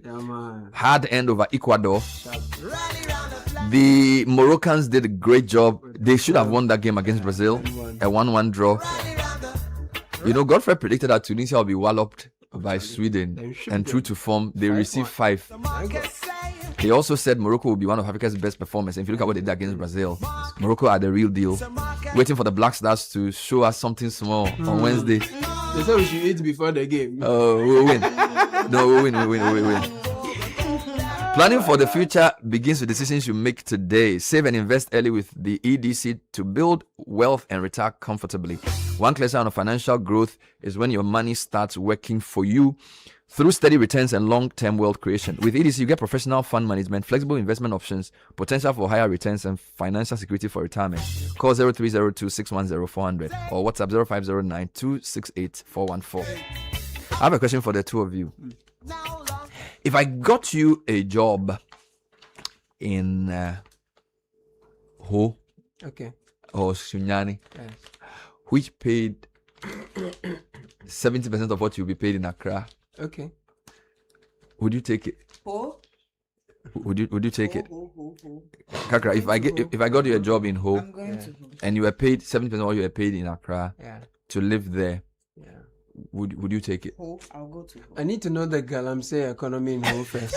You are getting 70% here, and no, you see, but the reality of living in Accra is that what is Galamsey? Oh no, so side gigs, you know. I need to see that before. I need to see how that economy operates in Ho before. Discuss that with your employer. You know, you are going to take the job on the basis of if you get more opportunity. Yeah. So you are in Accra because of opportunity. Yeah, I mean it's stressful here and everything, but there are more opportunities here. I think in this era in the world, you can, and the gig economy, you can really work anywhere as long as you got your laptop, you've got your mobile phone, you can work anywhere. It depends on the type of gig, you know. I will choose Ho over Accra because Ho is, well, I understand you, but I don't agree. The needs are different. Your needs are different. Your level is different. So I'll choose, it's okay. I'll choose Ho because I find the environment there superior to the environment here in Accra. That's true. Accra, we've got a lot of toxic. Our waste management is worse than many of the regions, if not all. The grass is greener in Ho. The air is fresher in Ho. True. I will take that 75% and live longer. But the cash is more in Accra. Until I'm at the point where I'm more comfortable, I need the air and all that, yes, but the air doesn't move the economy for me. It's cash for now. For now. That's a very interesting position to take. So Kakra would take a job which pays 70% or 75% and live in Ho because she thinks it's a better quality of life. Yeah. There's better air to breathe. Good. There's not much traffic. Fresher food. Better food. Oh my goodness. More peace and quiet. Kakra's Caleb feels that because of the gig opportunities in Accra, it's not just a salary. No. That if you move to Ho, you will lose more than the 25%. You lose also additional income. True. So you brave the traffic. Oh yeah. You go through the noise. For now. And the pollution. For now. Till when? Well, just quickly on the additional income, you can still earn that in Ho. Bernard, I'm saying that. What you do. See, internet. You see, some of the things we take for granted in Accra. Even sometimes making calls to some parts of Ghana, you won't get better quality access. Last time I was watching Channel 1 and the people had tied their phones to a tree because that's where they get network. But that's not everything. Ho. A lot of things, yes. That's not Ho. Exactly. That's not Ho. That's true.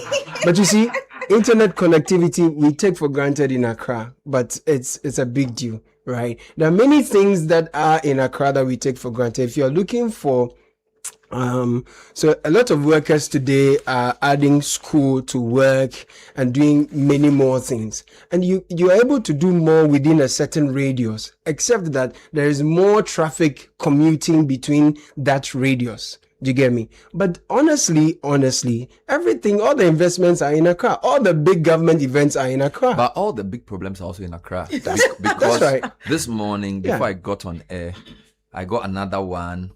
Community 25, we haven't had water. Yes. Then they send it. Then some guy sent me some road. Yes. In some parts of Accra which is not functioning. Yeah. And then you have all this traffic thing.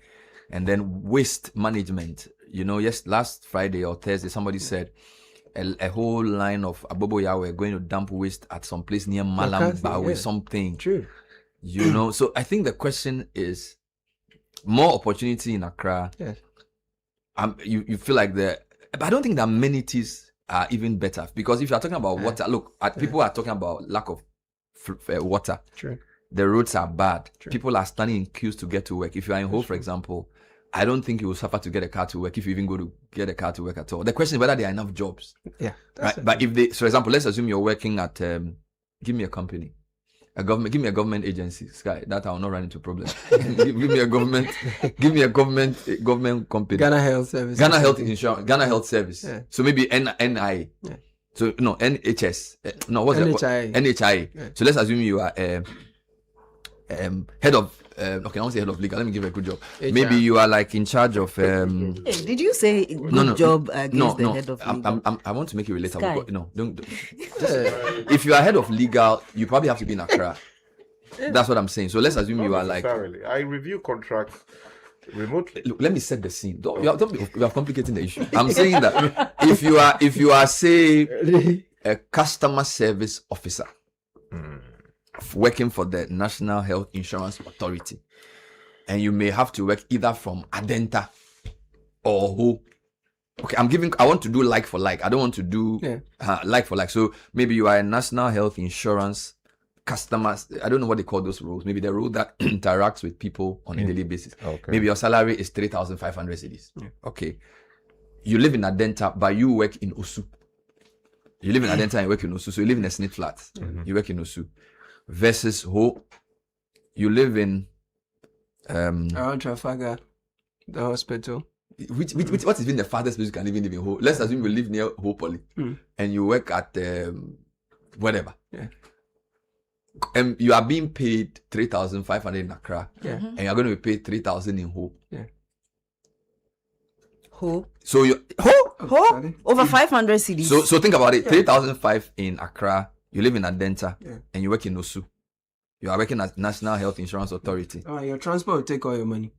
Okay, let's make it interesting. If you are given the toxic air will take your money. Let's assume you are being paid 2,500 in Ho, yeah. and you are paying 3,500 in Accra. I'll take Ho. You still take Ho because I'm not going to go to the hospital. How often am I going to get sick? I'm getting fresh food, cleaner air, more peace of mind. I feel that my quality of life will be better. The standard of living for me will be better, as against even the cost of living. It will be cheaper in Ho.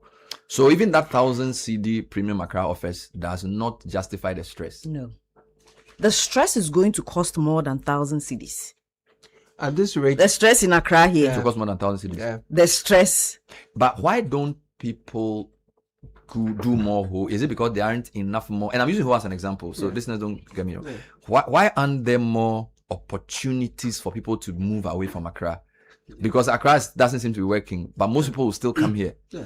Like people, maybe there's a nurse who wants to be posted to do her nursing training. Want to be in Accra? Why would she choose Accra over Ho or Techiman or Wemfie or wherever? I think there's a perception part and there's also a certain reality part.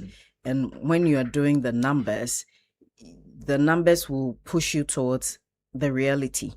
So the perception is for the longest time, Accra has been sold as sort of the place to come and make it in Ghana here. And it's been sold largely subconsciously. So a lot of our decisions, and those of us who probably were born here and lived here, we take it for granted. But if you speak to people who have made the trip from rural areas or relatively lesser developed place, they'll tell you that they believe and they have seen people come to Accra and be transformed. But also, some people will tell you that the life in Accra is by calculation, okay? Because Accra will not give you what perhaps you saw with your friend or your colleague who came. I once interviewed a gentleman who came. So just quickly, I once interviewed a gentleman who left his hometown and came to first Konkoma and then moved proper into Accra. Okay, and the reason he came was that there weren't any physical jobs, and that's the reality. But in this era that Sky talks about working remotely, doing even your trade on social media, we need to relook how Accra really works, whether Accra is the dreamland.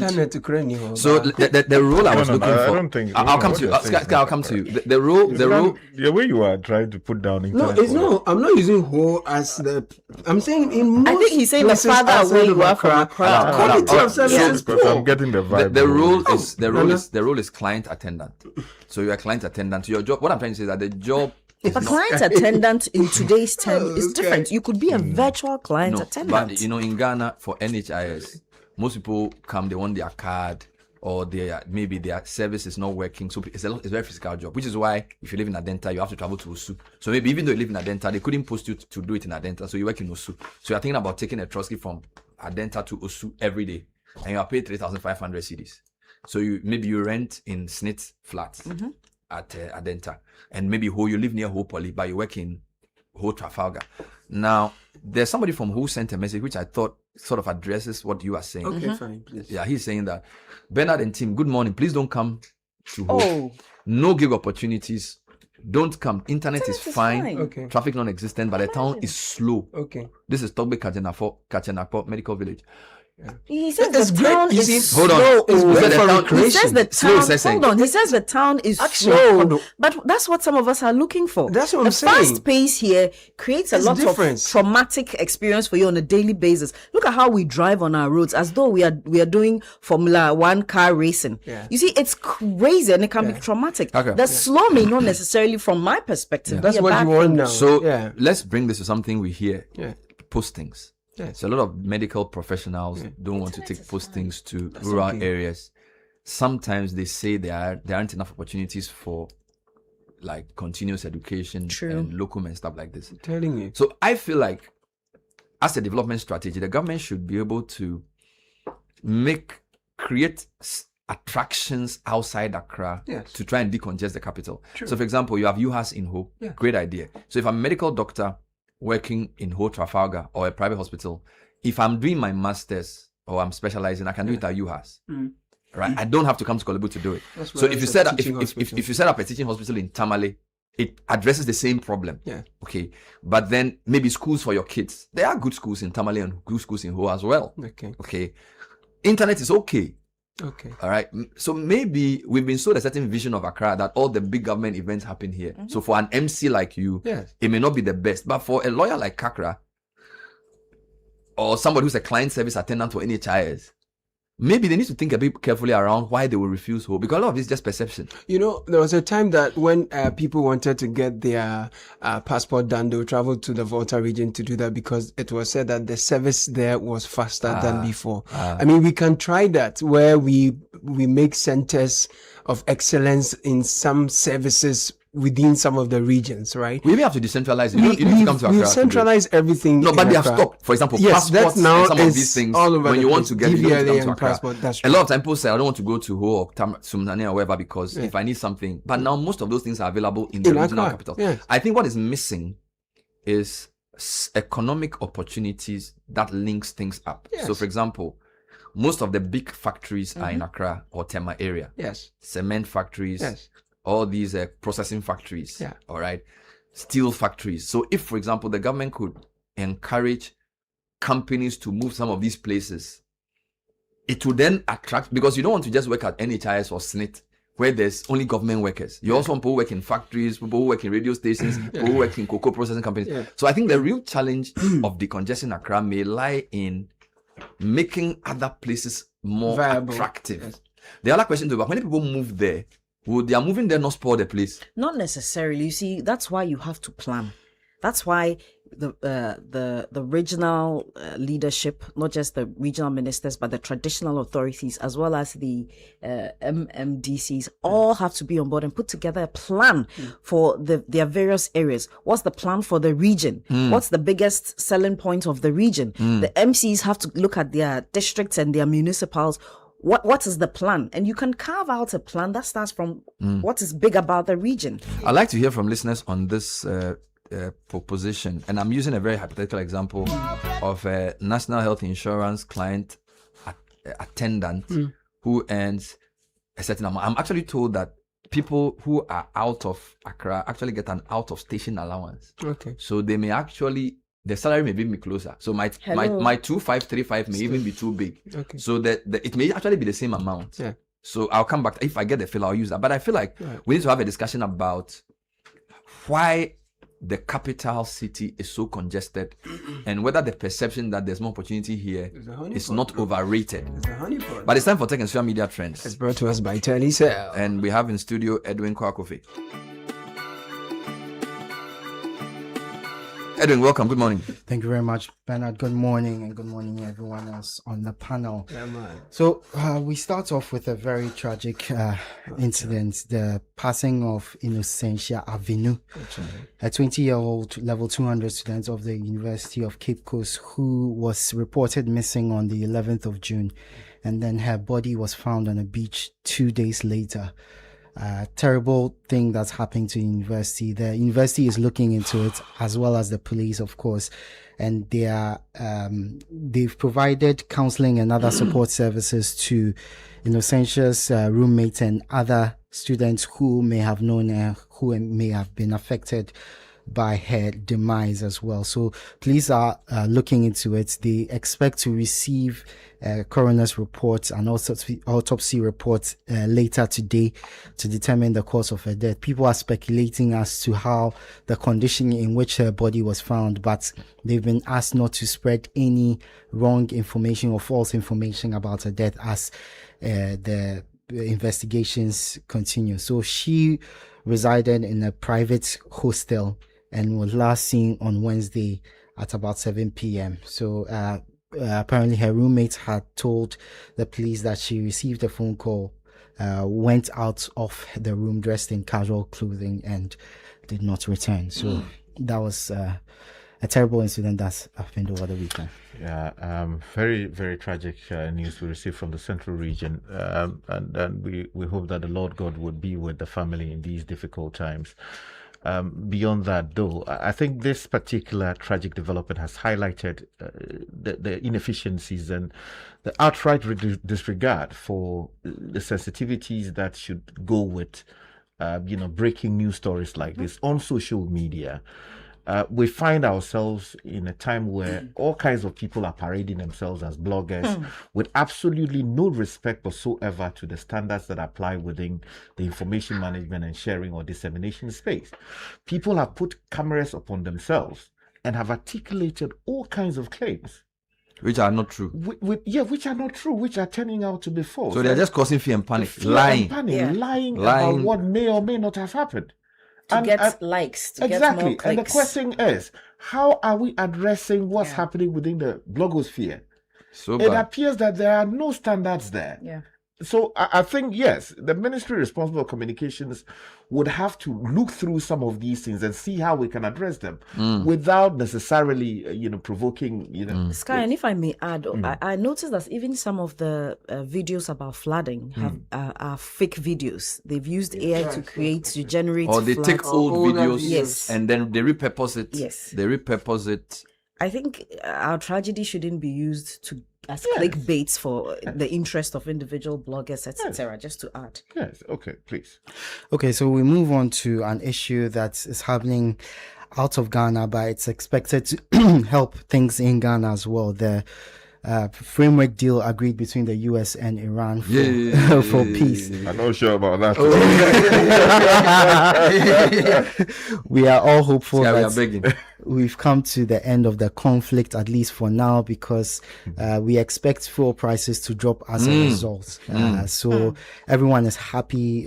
Donald Trump, the president of the US, he tweeted, "Let the oil flow." So we've already seen the prices of Brent crude drop on the international market, and we're expecting it to reflect in Ghana as well. So that's good news that everyone is talking about. Long may it continue. Exactly. Now let's move on to the FIFA World Cup and issues surrounding the FIFA World Cup. First, before we get to the big news of Thomas Partey, which happened on Friday, let's talk about the Member of Parliament for Ayawaso West Wuogon, who has announced a number of things to help people watch the World Cup with some, just degree some good, some comfort during the tournament. So he announced earlier that there'll be screens mounted across the constituency for people to watch the matches. And he recently provided a breakdown of what that meant exactly. So he says 10 youth will be employed to mount the screens across the constituency. 30 will be employed to share refreshments. And he announced that Kenke and fish will be provided for the people who come to watch. There are different venues. We'll find that and bring it to you. A number of venues as well. So he says 13 Kenke houses had been contracted. Yes, John. It costs pressure for so go. Yes, so 13 Kenke houses had been announced to provide the Kenke and fish. The maize for the Kenke will be supplied from the Upper East and Volta. Economic corridor. The tomatoes from the Ashanti region, the fish from the Volta and Central regions. There'll be chair rental, which will obviously help the people who provide that service, and taxis for the transportation of food and employees. He actually estimated that about 110 direct and indirect jobs will be created as a result. Is this for the Ghana game? The screens are being provided for all the games. The Kenke and fish will be provided for the Ghana games. Everyone who comes to watch the Ghana games. Where's the place? I want to. Yes, several places. People are even matches at 11 p.m. So Kenke at 11 p.m. Is it healthy for us? We go chop. Don't worry. No, but it's doing well. We like it. Depending on the result of the game, I think we'll see. I did for you. I did for you, man. You did for him too. Man, don't worry. Yeah. So interesting. Besides that, as I said, Thomas Partey, one of Ghana's influential midfielders, has been denied visa into Canada, so he will miss the game against Panama unless something drastic happens in the next few hours. So, reacting to this, we heard from the Sports and Recreation Minister, Kofi Adams, on Eyewitness News on Friday. He says the reasons given by Canada are very flimsy, and that's based on the treaties that we are all signed onto. The principle of innocent until proven guilty should have been applied by Canada before such a decision was taken. And we all know that Thomas Partey is facing 7 counts of rape in the UK and 1 count of sexual assault as well. So my concern is, why didn't our officials check this before the date? Because of his circumstance in the UK, and so you ought to have probably researched the way Canada manages its visas and made an inquiry about him, so that you could have prevented this. Do you understand? Because now you have basically deprived Ghana of a player who may be critical for us for non-footballing reasons. So whilst I take our protest as a good protest, I feel like we probably should have done some work earlier, prepared for to check the possibility of these type of things, and then find out whether we could have dealt with it before it came to this head. That's the way I see it. But I don't know. Well, I think the fact that the US granted him a visa might have played a part into maybe the way they approached the... Canada's visa regime is tougher than the US for certain categories of visas. For certain categories of visas, Canada visa can be very difficult. Yeah, but the US have come out to say that even though he's been charged, he's not been convicted yet. So we all know that. So yes, I don't know why. That's why he was granted a visa. For Canada, well, they have their own way of looking at things. But let's stay with the World Cup, because a number of matches. We talked about Africa's winner at the World Cup, Ivory Coast, who have picked up Africa's only 3 points at the tournament. They beat their first 3 points. Not only, we have more 3 points coming. Stop thinking it that way. So far. Has Asia gone any points? What do you say? Japan, they drew with the Netherlands. Morocco drew with Brazil. Tunisia were beaten heavily by Sweden. We've spoken extensively about South Africa losing to Mexico. Today, so 4 African teams have played, or 3? 4 African teams have played we've already. Drawn 2. Yes, we've drawn 1. Drawn 1. Drawn 1. And then lost 2 and won 1. Yes, and won 1. Not bad. Yes, and today we are going to see Cape Verde in action. Against Spain. Oh no. No. I have faith in them that they can do something. And what else do we have? We have a number of other games which I'll bring you in a bit. But the next African game will be Senegal tomorrow. Senegal will play France on Tuesday in a huge game on Tuesday. And Ghana plays on Wednesday. Before the Black Stars play on Wednesday. We also have Egypt taking on Belgium today. And yes, another African country later today. And I think DRC plays tomorrow. And DRC, they will play tomorrow as well against Portugal. So yes, so that's it from the World Cup. A number of games taking place. But let's move on to tech news. And they say tech might be the new gold, because Elon Musk has been declared as the world's first trillionaire. Ever trillionaire. So on Friday, he was declared as the world's first trillionaire because SpaceX's stock began trading on NASDAQ, which boosted his fortune to 1.1 trillion as of Friday morning. So his net worth rose by 188 billion because of it, and to an estimated 982 billion on Thursday when the SpaceX debuted on NASDAQ at $135 per share. So yes, that's a big deal for tech, everyone who is involved in tech, because there's a lot of money in tech at the moment.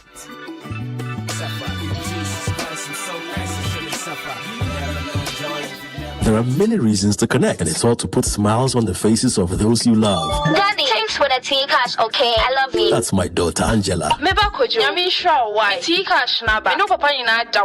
Caring for my parents, that's my duty. I also get to pay my utility bills easily with Telecel Cash, and to the suppliers at my shop. Hello, sir. Telecel Cash payment received right on time. Thank you. I get to make them smile because I can pay to my suppliers' merchant numbers, even on other networks directly. My dear ones, we keep the connection stronger when our family, friends, and business relations are happy. Live on cash, enjoy convenience, and make those who matter smile when you send them money with Telecel Cash. Telecel, connecting energies. You can't deny it when you taste it. The rich creamy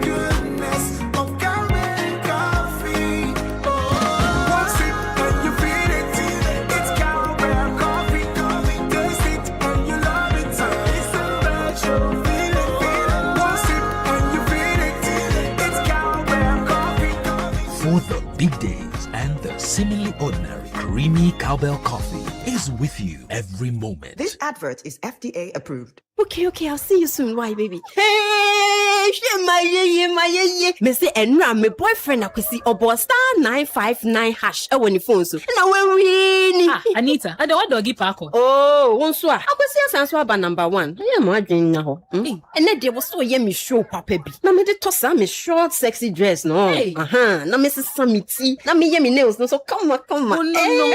Me fa uba. Make a do some small 1-2 rounds be answer me doing ho. Na we tria. Hey, Nana so he for order. So Chinese and the wine papa bi. And they mean this I check no. Hey, Anita. Na sa ni mia when you hear TV bi no. Also say sound. No to prepared. Na me chilly esimu. I no go fit sweat like that. See fine girl. Hey, Anita. Jesus. Baby, I want to know Jinawa. Mr. Remember, dial star 959 hash. Oh, iPhone app ako toma ono. Na wanga senya usika so ate. Sister, next time kati call no what? Dial star 959 hash and I call 590mobile.com.gh. Not to be 590 mobile. Down some.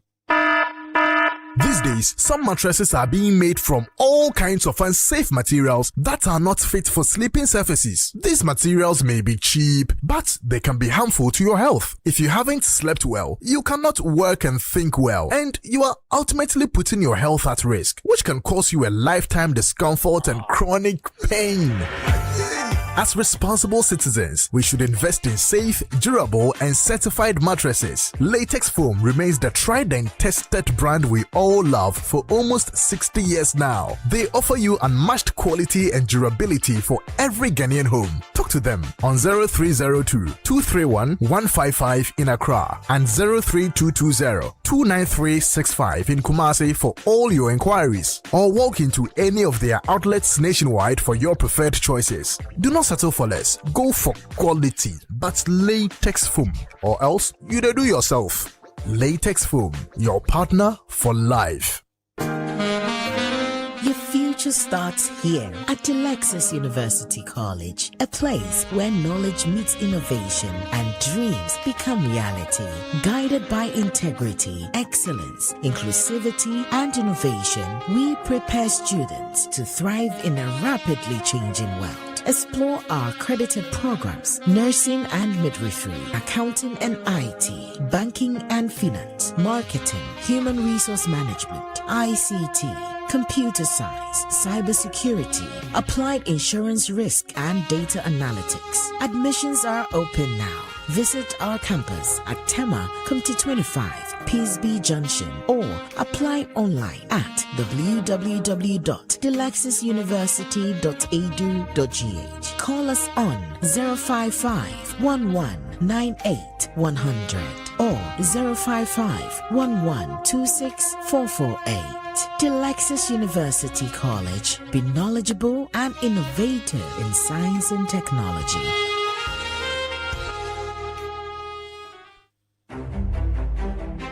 When the bills are mega. When the plans are mega. When the pressure is mega. When the need is mega. Then you need a mega answer. That answer is Societe Generale Ghana's Mega Loan. Societe Generale Ghana's Mega Loans promo is available to new and existing salaried workers, existing loan subscribers, including top-up customers and pensioners. Get support for personal needs, family priorities, school fees, home improvement, business support, and more. Enjoy big loans, low rates with a quick and straightforward process designed to help you move without delay. Visit any Societe Generale Ghana branch today or call 030-2214-314. Societe Generale Ghana. The future is you.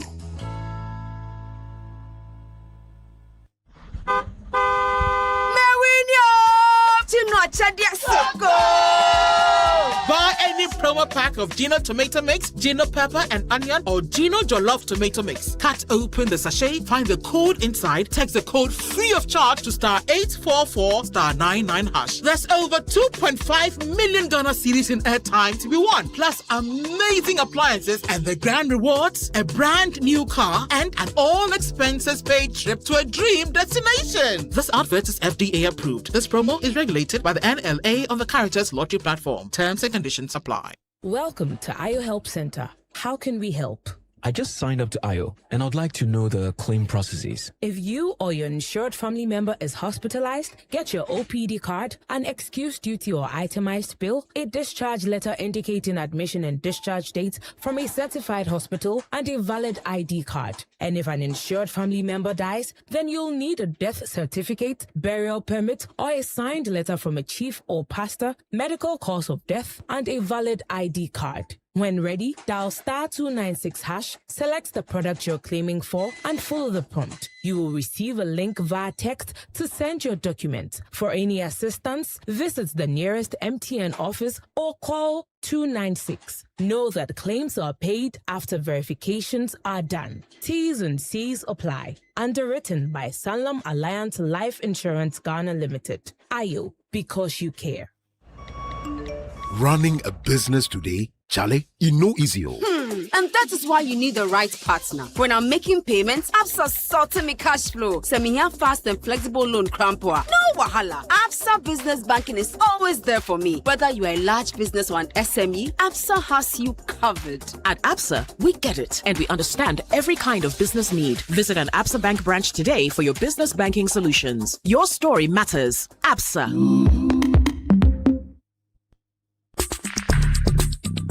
Join the conversation on the Citi Breakfast Show on Facebook at facebook.com/Citi 97.3, Twitter at twitter.com/Citi973, and Instagram at instagram.com/Citi 973 with the hashtag CitiCBS. This is the Citi Breakfast Show, the city's biggest conversation. If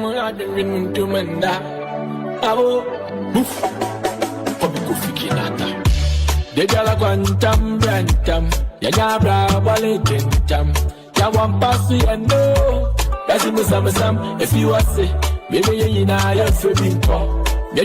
you're 8:23 on the Citi Breakfast Show. You probably noticed lights may be going off and interrupting your business and forcing you to pause. Translight Solar is here to help you with consistent, reliable power supply every single day. Our smart solutions are solar, designed to keep your lights on, your appliances running, and your operations moving. We're offering exclusive installation discounts starting at 34,000 cedis only with flexible payment options. So you may call 0256 040 838 or 0242 438 746 or visit translightsolar.com. Translight Solar, reliable power, total peace of mind.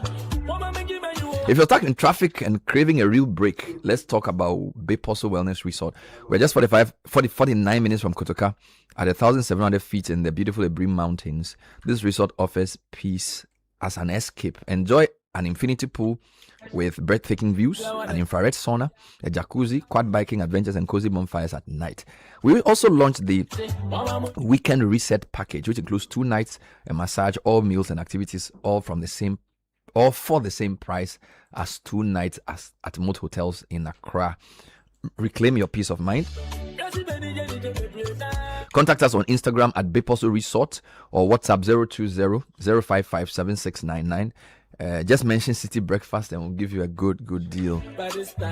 Now listen to this one. Give your business the competitive edge at Dawa Industrial Zone, a world-class industrial park spread across over 2,000 acres of prime industrial land. With modern infrastructure, strategic connectivity, and a thriving ecosystem of manufacturers, heavy industries, automotive industries, textile production businesses, logistics companies, and food and agro-processing, all within a well-segmented industrial zone. Talk of planning.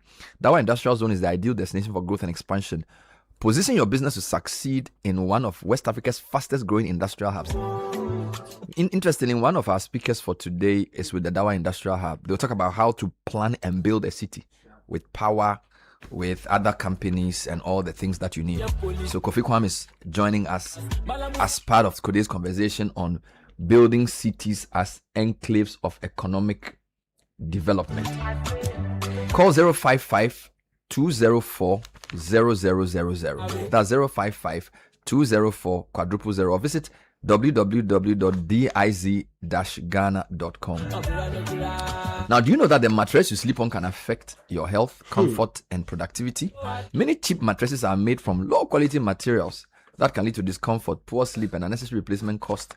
Choose quality, choose durability, choose comfort. For over 60 years, for almost 60 years, Latex Foam has been Ghana's trusted mattress brand, providing certified quality and unmatched comfort.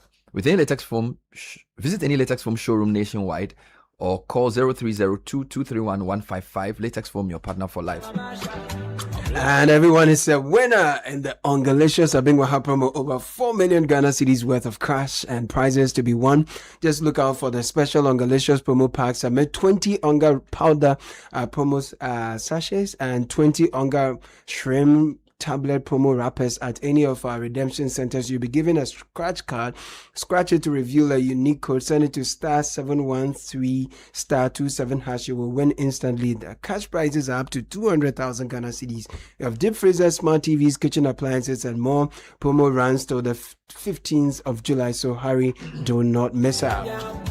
Zenith Bank says, stay alert, shine your eye. When someone calls claiming to be from Zenith Bank, fraudsters can sound professional, confident, and convincing. They may ask you to confirm your account details to help resolve a supposed problem or secure your account. Zenith Bank will never ask for your PIN, your password, OTP over the telephone, email, or via any channel. When in doubt, call 054-2000-111. Shine your eyes, spots the fraud, stop that fraud. A message from Zenith Bank in partnership with the Ghana Association of Banks.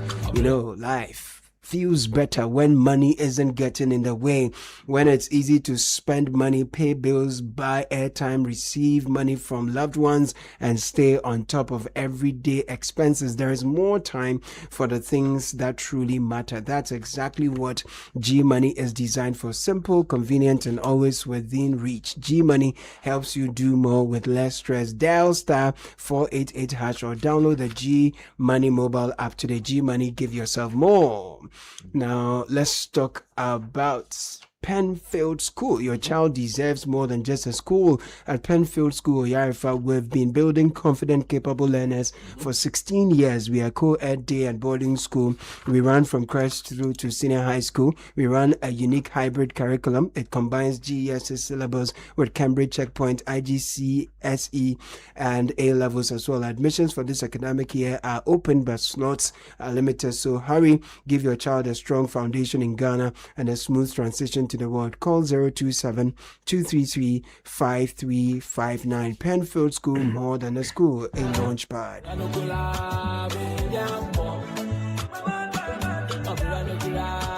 We have received some very interesting comments about the hypothetical offer of a job or comparison between Accra and Ho. Client service or client officer for a government agency working in Osu, living in Adenta on a salary of say 3,500 cedis net, right? And then paid probably 3,000 in Ho or less. Would you take the Accra or Ho job? There are some responses I have here that I just wanted to bring to you. Please add the allowance to make. Yes, so apparently juicier. A friend of mine who works with the government says that, as I said, people in home will get an out-of-station allowance. Okay. So they may even have more disposable income. All right, but here's somebody who disagrees with Caleb. He says, okay. Who agrees with Caleb actually? I just returned from home after a week working. Caleb is right. The reception for internet was poor. He said Telesur reception was poor. Okay. MTN internet was choppy. Okay. Hotel service was mid-level. But most upsetting was that there was nowhere to find quick food at night. Thank you. KFC has closed down. Only Pizza Man is available. I know that's not the best, but that still tells you what you need to know. That's an interesting. For me, that's like an opportunity. I think it's even a very problematic way of looking at what we're looking at. I mean, Pizza Man and chicken, whatever. I mean, you are eating people life. No, please. What are you saying? No, what I'm saying is. I get. Yeah. You see, we should de-emphasize the role of these Western-centric meals in our daily life. I say this with all the deference I can command. Everybody wants to eat. That's let me emphasize the point. But he's alluding to. No, but you see what I'm not saying. I'm just saying that I probably shouldn't have read the name of the brand, but the person is saying that a convenient, maybe the person the person closes late. So for example, somebody works online and can't cook at home, and when he gets home at 10 p.m. in Accra, There are, so let's not think about even the specific example he gives. In Accra, there are many. You drive through, pick there are food, many you're gone. fast food. If you go to East Legon, Yes. there are like 101 fast food joints. I can give you a million literature, right? Yeah. Which argue in Yeah. support of packing lunch. Oh. Instead of going to buy food from all of these joints. But that's an idea. But there are what I can do. Maybe I can. But I think it's even an opportunity for job creation. Let me build the point. Why are you? What I'm saying? What? No. Focus on. You see, I'm comparing Ho and Accra. I shouldn't have even mentioned the brand name. No, what I'm trying to say his point is that it's fast food people are looking for and all that. Listen to me. The person said internet was not good. Hotel But service. somebody also said internet was good. Hotel service was mid-level. Okay. And that for this person, having convenience to buy food in the night is an issue. I can tell you with... Hold on. We are not asking you to prescribe how he should live his life. Exactly. What we are asking you to do is to comment on the Accra Ho issue. So I think you are being attracted by the example like this. No. My invitation to you, my issue. invitation to you is not to talk about what somebody chooses to eat. My invitation to you is to discuss the objective issues around why somebody will find Accra more attractive than Ho. You see, Bernard, while I appreciate the nuance you are introducing, I'm just trying to rebut I'm guiding what appears to be a statement of that nature, which someone is passing off as the gospel. No, that's not that's the person's experience. So no, don't. We are not saying it's gospel. It's somebody's experience. So let me temper that. I am saying that. Be guided. No, I'm always guided. What I'm saying is that you cannot walk into a community, spend a week there, and come up with what would seem to be passed off as the gospel regarding that place. I speak with a certain degree of appreciation of the area. No, the person is relating their experience. But then again, it's a hypothetical situation. I hope it is. But you should. I'm an indigene of the place. Give me some. You are taking the issue out of context. What I'm saying is that there are many comments that have come. Don't deal with the I want you to deal with general issues. So there's a general issue Kakra mentions about quality of life. There's a general issue of transportation. There's a general issue of cost of living. There's a general issue of other economic opportunities for Galamsey. And then there's the issue of convenience. There's the issue of service delivery. I want to add opportunities. So what I want you to do in this, like the way the speaker guides, what I'm saying, I'm saying deal with the issue from the broad areas. So this could be doctors, it could be teachers, it could be health insurance people, it could be artists, young up and coming artists. So like an up and coming MC may feel like coming to Accra gives him opportunity to get bigger gigs than say whatever. So as for the specifics of brands, that's not my purpose. Okay, so let me put it this way. So deal with. You talk about MC. Yes. Let me deal with that first. Yes.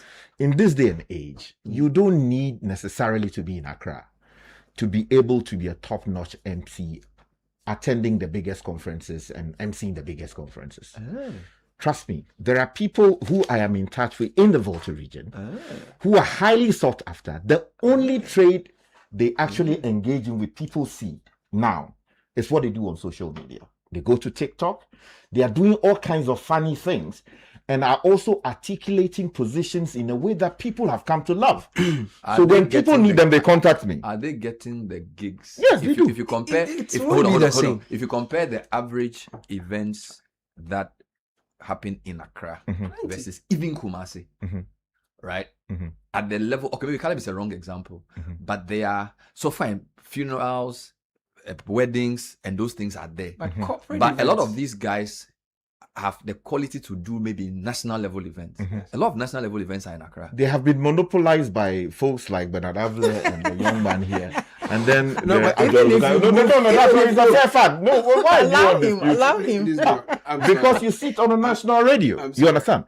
But I'm saying that you can find equally competent, and I'm in touch with many of them, who are highly sought after because of pricing. And then also what people have observed them do on social media.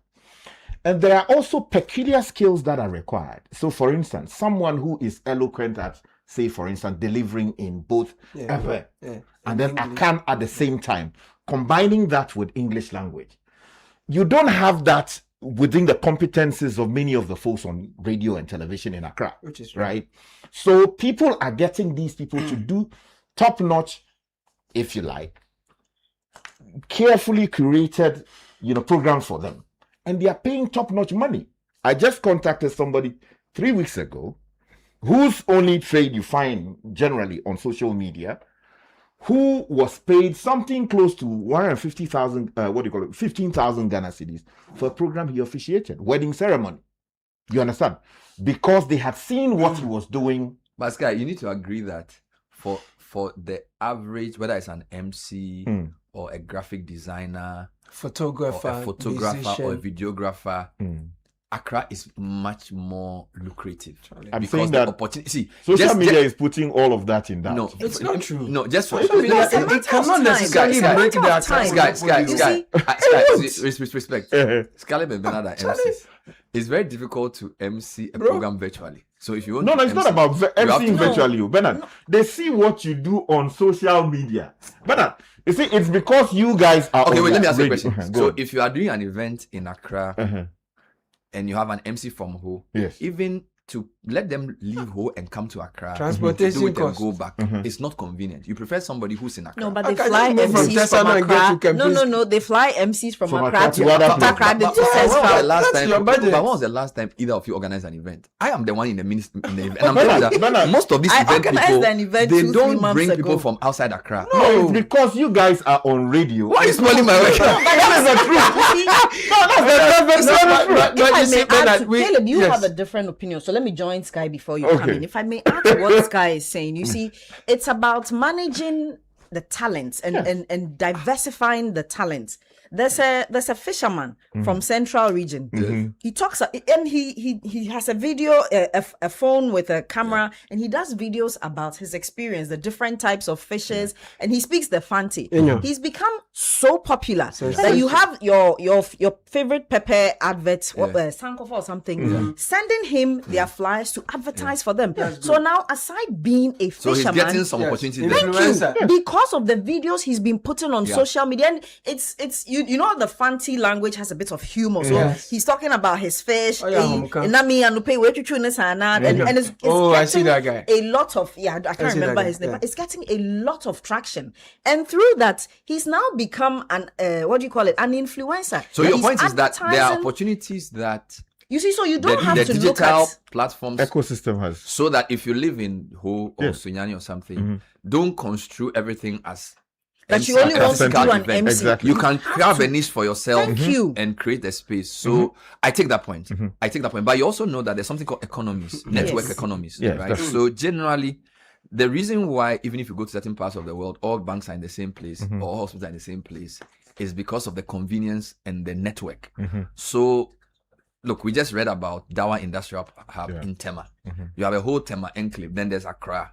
Now, a typical Accra resident has more opportunities because there are more companies here offering more opportunities for doing different things, whether you're a graphic designer, whether you are an event planner. So what I'm saying is that there's a relationship between the investment in the center and people's preponderance to move closer to it. So what we need to do is beyond giving opportunity to these guys to do these gigs.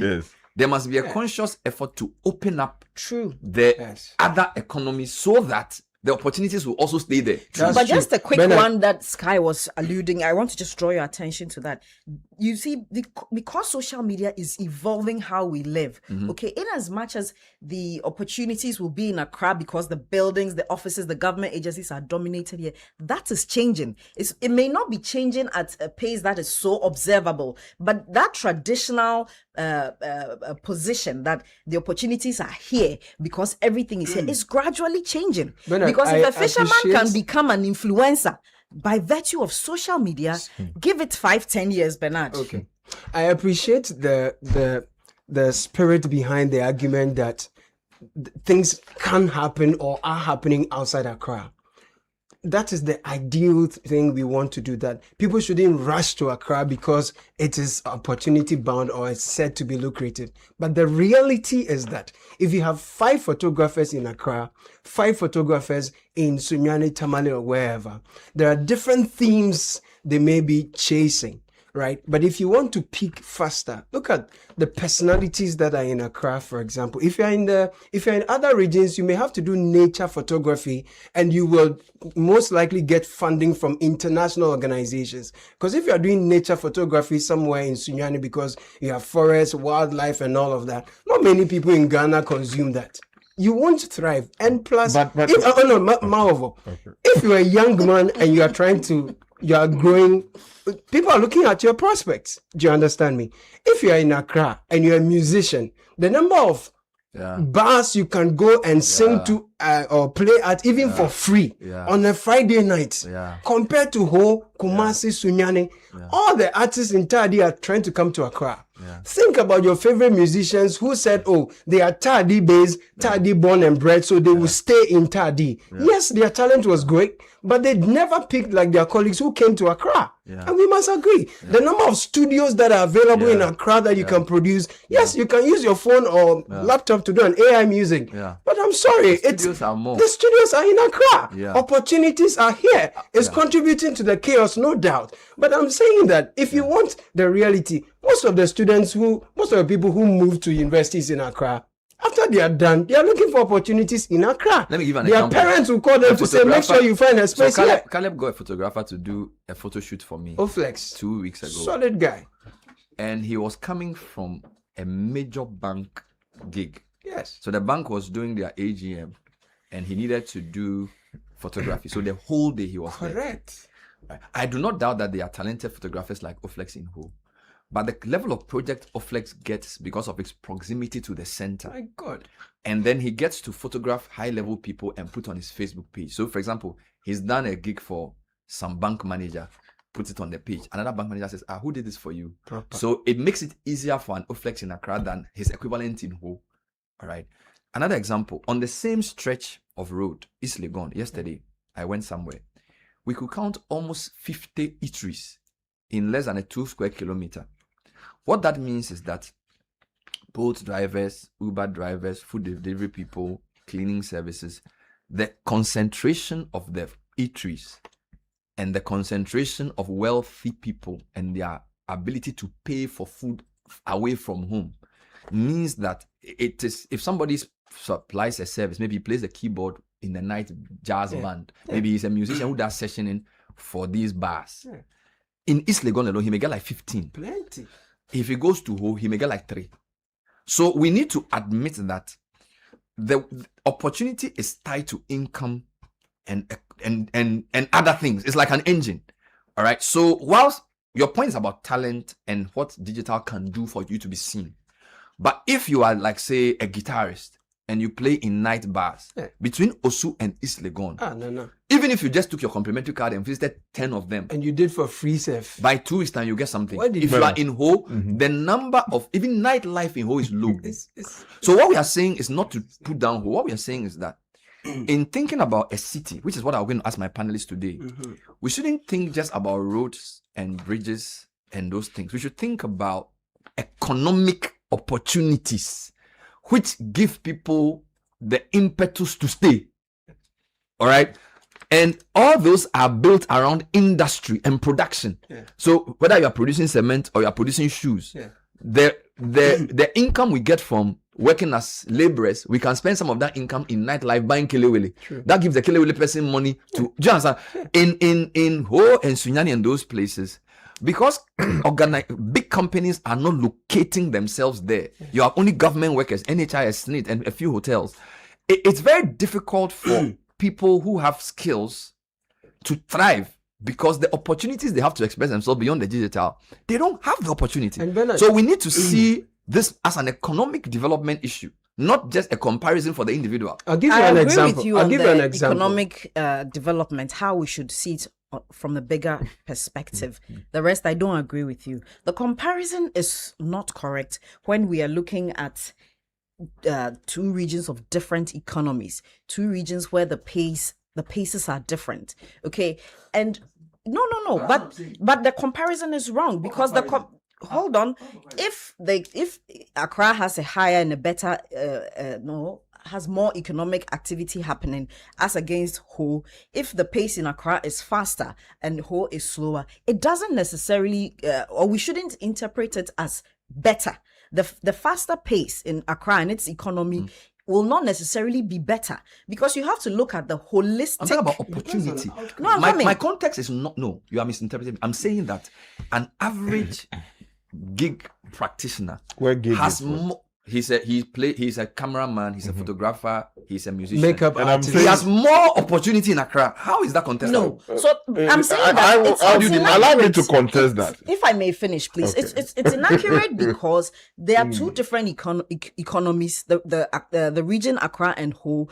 If you look at, even the opportunities vary. The opportunities, no, think about it. The unexplored opportunities in Ho, in my opinion, far outnumber the opportunities in Accra by reason the cost of exploring opportunities outside Accra is expensive. By reason of the structures that exist in Accra. In Ho, you have untapped opportunities. If you're able to rally, these are surplus opportunities. Yeah. You see, if you're able to rally, if I may, if you're able to rally big businesses to that region, okay, if you're able to rally, if you're able to rally individuals to get into small tabletops, SMEs, the opportunities will grow. But that's, you see, you're even buttressing my point. I just said that. I don't even know why you're arguing with me. I said that the opportunities in Accra, as we sit now, are more than Ho. So the way to do it is to create more opportunities for people in Ho to get access to these type of. That's all I'm saying. And yes, I don't see why you are. Arguing. You see, the argument you make at a certain level would appear to have force, right? But it is defeated by other considerations. Yes. And I have made that point solely on the basis of what is happening in the global village today.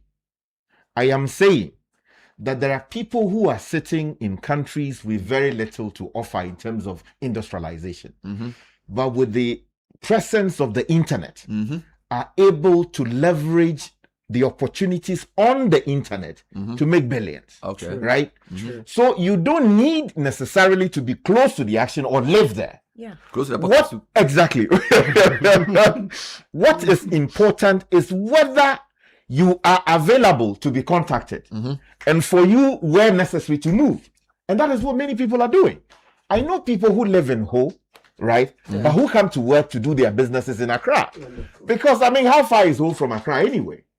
So it is possible for you, Bernard. I mean, put everything aside. Yeah. If you move out of Accra today to Ho, people who have come to appreciate your talent when it comes to moderating all of these big events will still import you from Ho to Accra to do their events for them. But have you thought about the personal cost to me of leaving Ho every week to come and do a program? What personal cost in what sense? She just said about she just spoke about the convenience of living in a place where there's no stress. Now, so I've left Accra ostensibly for peace. Then I go to Ho, and then every week they call me and say, GCB is doing an event, Bank of Ghana is doing an event, I should come. And I'll be flown to Accra every week. And you are telling me that is better life? Let me explain to you. I prefer to go to Ho, where the event is in Ho. Then I'll go to Freedom Hotel, or I'll go to Serene. No, you have spent in some cases 2 to 3 hours getting to programs. Yes. In some cases, I took even in Accra. Even in Accra. Why are you doing this? I'm just making the point. Let's put all the facts. You are doing information asymmetry. Let's put all the facts on the table. You understand? And I'm saying that, look, I mean, the man wakes up and say, yeah, but that's why I want a better life. So why should I go to Ho and be flown back to Accra? You leave. I want to go to Ho so that when I get to Ho, the opportunities I get to Accra, I'll get similar in Ho. That's what I'm saying. I don't want to go to Ho and be put on a helicopter and brought to Accra or a plane to come and do a national event. Create an economy in Ho that even if I live in Ho, in my estates, I'm quiet, but there are still events for me to do to express my. That's what I'm saying. That's what I'm saying. Even on that point, to take you up on that point. Yes. If you go to Ho today, yes, you know that Ho is sort of the event center of Ghana in many ways. Tourism. And now a lot of the state events are there. Exactly. Many conferences are going there. You know, because of the Cape Coast Road. That's true. A lot of the government parliament events, you know, when government wants to do an event outside Accra and they don't want to fly, it was either Ho, Kofredia, or Cape Coast. Cape Coast and Winneba, because of the road, is out. Kofredia, for some reason, I don't know. Ho seems to be getting a lot of the events because they have some good hotels and people have other tourist attractions to do there. So you have a point that Ho is coming up. My point about Ho, though, is that without viable industries which we can capitalize think about agriculture, agro-processing could be a big thing. So this 24-hour economy thing, they should do something around this Eastern Rota Corridor thing, because see, if you don't, they have transportation. Now if you want to get to Ho, if you sit on that train from Tema, you can get to Mpakadan, which is very close to Ho. So they don't have such a big problem. And there's even portions of the Volta that you can go by lake. So it's the lack of economic opportunity. Go to GIPC and look at the record of new industries. They are all in Accra. So I am saying that what the government needs to do is to say, look, Sunyani, we feel shoe factory, rubber plantation, go there. Western North, Sefiwi also, we want this to go there. If the government doesn't do that, all the discussions about roads in Accra will never be solved, because people are living in Kasua and working in Accra. Sky, don't you think that if that person living in Kasua working in Winneba, it will be better? Yes. Between Kasua and La, where he's coming to work in a bank, if Winneba had something for him to do, don't you think driving from Kasua to Winneba would be easier? Even Cape Coast, depending on the place. You could say the same for somebody like Bechile or Asuchari. All right, somebody is on the way between Afienya and Asuchari, and he works in Tema. If Akosombo had something useful for him to do, don't you think that driving against traffic would be better for him? So what I'm trying to suggest is that Accra's chaos is linked to Accra's attraction. It's like a mixed bag. Perceived. There has to be a deliberate effort to create economic enclaves. Look, I have a friend, last point, who has an eatery at East Legon and the same eatery at Ho. Maybe you should call him and ask him. I'll mention his name on air. No, I know the person. Yeah, but not for air. You can ask him. Even though the cost of operating the Accra eatery may be more expensive because the location and the rent and things, you can call him on a Friday evening and ask him a question around uptake and customer availability and profitability of the two outlets. Maybe that case study can help us to know. This is where I have a difficulty with the comparison, because I was making the point that the two economies are different. And so when you make that comparison, it's not fair to the argument and it's not entirely accurate. Ho can still build itself up, increase its economic opportunities, etc. But the expectation should not be for it to match that of Accra. That for me is my issue. I'll do a few announcements. Bernard, before you go, let me just mention quickly. By the way, those of you say, if I send you to Ho, will you go? We will go. Why not? We will go. The African Development Bank, as we know. Hey, put your phone down. Bernard, let me just mention. Let me mention that the ADB, the African Development Bank, has signed a landmark deal with the Volta people, the government of Ghana, to develop the Volta Economic Corridor. What are they putting there? What they are seeking to do is to develop entrepreneurs, development actors, and of course GIPC has also opened a regional branch there. The idea is to fine-tune the economic opportunities there, mainstream those that are off the radar, and make them attractive to investors to go there and invest. A quick example would be the fisheries industry. You know, we host the Volta Lake between the Volta side and then the Akosombo side. A lot of fish gets produced there. As you're talking about factories, in fact, putting a major, fish processing facility in that part of town wouldn't be a bad idea. True. You understand? So we are on the same page now. No. We are now on the same page. We are on the same page. I'm saying that. We are on the same page. Go ahead. So we need those kinds of investments. Yeah. You understand? Without looking at let's do it in the city center. I get you. In Accra. I get you. Because Bernard, fishing is a big deal there. Then farming. You spoke about farming, for instance. I mean, if you go to the Petwe, Jofi, Fenyu, Georgia, all of these areas, they are farming enclaves. Yes. The only problem we have had is how to properly process what they are producing in a way that makes the investments in those areas meaningful. So many of the things we move to Accra fresh to factories in Tema and all of these. Exactly what I was saying. No, I'm so thank you. All inside. I am putting the argument beyond what I had said earlier. No, I which am is with to you now. defeat the general point. I stand defeated. I will read some of your comments. And listeners, I feel like this is important, not just for this guy. Maybe you have a cousin who's a nurse and she's going to be posted this time around and she's asking you to get her posted in Accra. Sometimes the explanation Sky gives about opportunity can be a useful way to explain why it may be advantageous to take a posting outside Accra, not just for teachers or nurses, for other professions, or someone wants to set up a small business. So we know that it may seem comfortable for us sitting here in the studio, but these are very practical challenges people are facing on a daily basis.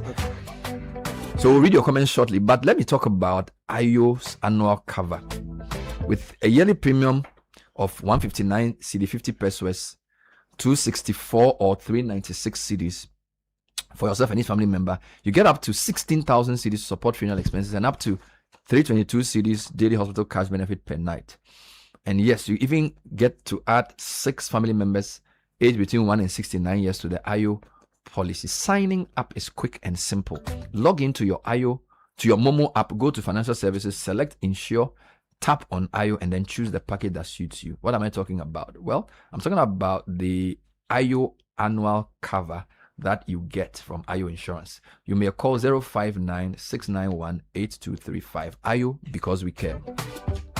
Fraudsters create fake websites and take that look exactly like your banks. Shine your eye when you receive urgent messages or emails about your bank account.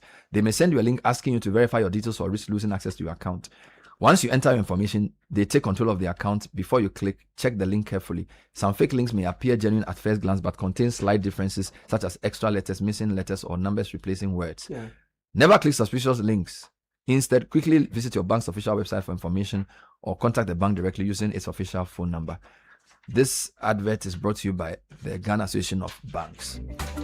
All right, so this July, Ghana will host global energy leaders and experts at the Ghana International Petroleum Conference at GIPCON 2026 on the theme, Building a Resilient Downstream Policy, Innovation and Investment for Growth. His Excellency John Dramani Mahama will be the distinguished guest of honor. Speakers include Honorable Dr. John Abdullahi Jinapo, Minister for Energy and Green Transition, Mr. Godwin Kujo Tamaklo, CEO of NPA, will be speaking as well, Dr. Patrick Ofori, CEO of Chamber of Bulk Oil Distributors, and Dr. Rivers Opong, Chamber of Oil Marketing Company CEO. They all will be speaking. It's running from the 16th to the 17th of July this year, 8 a.m. each day. Palms Convention Center, La Palm Royal Beach Hotel is the venue. It will all be climaxed with the Downstream Awards and Gala Night, which will be happening on the 18th of July at 6 p.m. at Kempinski Gold Coast City Hotel. Register now, gipcon.com, or call 055-822-3678. And life doesn't just stand still. It doesn't wait for you to be prepared. It just moves on. The best you can do for yourself is to prepare for life instead. A flexible policy like Old Mutual Legacy Transition Plan to help build a legacy that offers you a cover of up to 300,000 Ghana cedis with no underwriting, greater flexibility with no limits to the lives you can cover up to age 80, and an uninterrupted cover, no lapse, enabling you to secure what matters most in the simplest ways. You also get to enjoy the flexibility to update your cover every 5 years. Exciting, right? So dial *378*3#, request a call for Old Mutual Legacy Transition Plan today. Let's plan and let's get you a plan that works for you and your family. Old Mutual, do great things every day. Delexis University is giving people who are seeking world-class education, market-driven professional qualification, those who want to top up their diplomas to a bachelor's. Talk to us at Delexis University College. We are at Tema Community 25 Peace B Junction. We run courses from BSc Nursing all the way to cybersecurity. There are a host of other courses. So jump online, delexisuniversity.edu.gh. Check out the other courses and apply. Admission is in progress. Call WhatsApp 0577 734 549. People are winning big on the 590 mobile just by dialing star 959 hash. NLA has increased the playtime of your favorite 590 mobile from Monday to Saturday. Noon rush starts at 8:30 p.m. closes at 1:25 the next day, while the evening draw starts at 1:30 p.m. closes at exactly 7:55 p.m. But note Sunday Asida remains the same. Always remember to stick responsibly, not for persons below 18. 0308 249 477 is the number. 590 mobile at down 7. Before we read some comments, the Citi Business Festival this mid-morning at 11 we'll be hosting a conversation on building competitive cities. Solid. Infrastructure, innovation, and investment for sustainable economic growth. It features David Fosu-Dote of AB and David. We also have Iya Okujeto, who's with the Engineering Association or Ghana Institute of Engineering. We have the president of the Ghana Architects Institute, Tony Asari. We have Kofi Ofori Amanfo, who is with the LMI Holdings, who are into Dawa Industrial. We also have Percy Anna Bukari, president of Ghana Institution of Planners. And then we have Nana Kojo Boache Champong of Absa Bank. I think Emmanuel Cherry will also join the program. Nice. And we're discussing the role of urban infrastructure, planning, housing, and investment in driving productivity, attracting capital, and creating jobs. Basically, we're having a structured discussion on what we've discussed here today. Caleb, there are lots of reactions to this hypothetical comparison that we began between Ho and Accra. It could be any regional capital. Let's hear from them. Kakra should know that Caleb can't MC a program on his phone in Ho. Good morning, Bernard and team. I disagree with the listener who texted, I can show you a list of about 10 eateries where this person can go get good food even after 11, 12 a.m. I visit Ho often, even that I stay late in the night always. Maxwell Bluti sent that from Tema. Bernard, do you know that Ho is even more expensive than most cities? You didn't add your name. Hi team, myself and most of my friends have always held the view that we would move to Sogakopa, its environs if we had a better transport system. Accra is the ish. Opportunities abound. Max send that. Good morning, Bernard and team. So with the gigs, you can stay in Ho and still come and do your gigs in Accra. It's very accessible. People in Accra get gigs in Kumasi and Tamale and travel to go and do them. On a good day, Sogakopa to main Accra can be like 2 hours, which is literally what people spend from Adenta to Kaswa or to Accra Central. I live in Sogakopa and I frequent Accra. But the key is on a good day. Because on a bad day, Sogakopa to on a bad day, Charlie, it's not that easy. It's not that simple. It says, my problem is the variety of entertainment in Sogakopa is very low. But honestly, I'll choose Ho, Koforidia, Sunyani, and Kumasi over Accra. Nanaya, I'll send that from Sogakopa. You will want to be in Accra because many of the institutions that manage workers are in Accra. For example, you're a teacher in Takrady or Koforidia and you have an issue with your salary. Fair Wages and Salary Office is in Accra. And you have to leave Kof Town to Accra, process your documents. Some of these institutions require decentralization. Thank you. You didn't add your name. Hi, Ben. This is exactly my dilemma. I grew up, spent 30 years in Accra, family and friends all here, but I find myself in Tamale. I don't want to stay in Accra, but I miss home too. Kwame sent that from Tamale. Bernard, I am a living example of your Accra Ho question. I work for a public sector organization and I was transferred to Ho last 2 years. Ho is very cool. I used to spend almost 4K a month in Accra, but in Ho, I spend less than 1,000 cedis a month. But Accra is Accra. I come to Accra almost every weekend for extra jobs. As I listen to you guys, I'm on my way to Ho. Rent is also very expensive in Ho. You didn't add your name, but thank you so much for that perspective. Bernard, this is also about transport systems. We have people who live in Watford and MK going to work in London. Why? Because the transport systems are diverse and effective. Do you think if there's a direct train from Ho to Accra, people would not live outside Accra and come to work? This would be a game changer, but as usual, people in power won't consider. Kwame sent that from Liverpool. Should it be that hard to build a train? Maybe I haven't done it before. So is it that difficult to do a train from regional capitals to other capitals? I think it's not difficult if you read all the plans that the governments over the years have contemplated. I think the problem has always been the capital intensive nature of it and where to pull resources from. It requires a certain innovative thinking from outside the box, right? To actually create a model that will make it possible for us to arrange financing, ensure that the infrastructure is built, pay for it over time, in a way that is sustainable. What we have not found is the kind of innovation required to think critically about how to arrange financing. They did the Tema to yes, and I had a president say last year that he thought they should now do Tema to Dawa. Dawa, yes. So that it will be a triangle. So Tema to Dawa is near the industrial area that you. Then you can connect it to Afienya and continue. Don't forget, there's even the house. What's the name of this place that they built? Saglemi. Yeah. Now, Saglemi is a massive project. Yeah. I don't see how people will live in Saglemi if they are not working in Tema.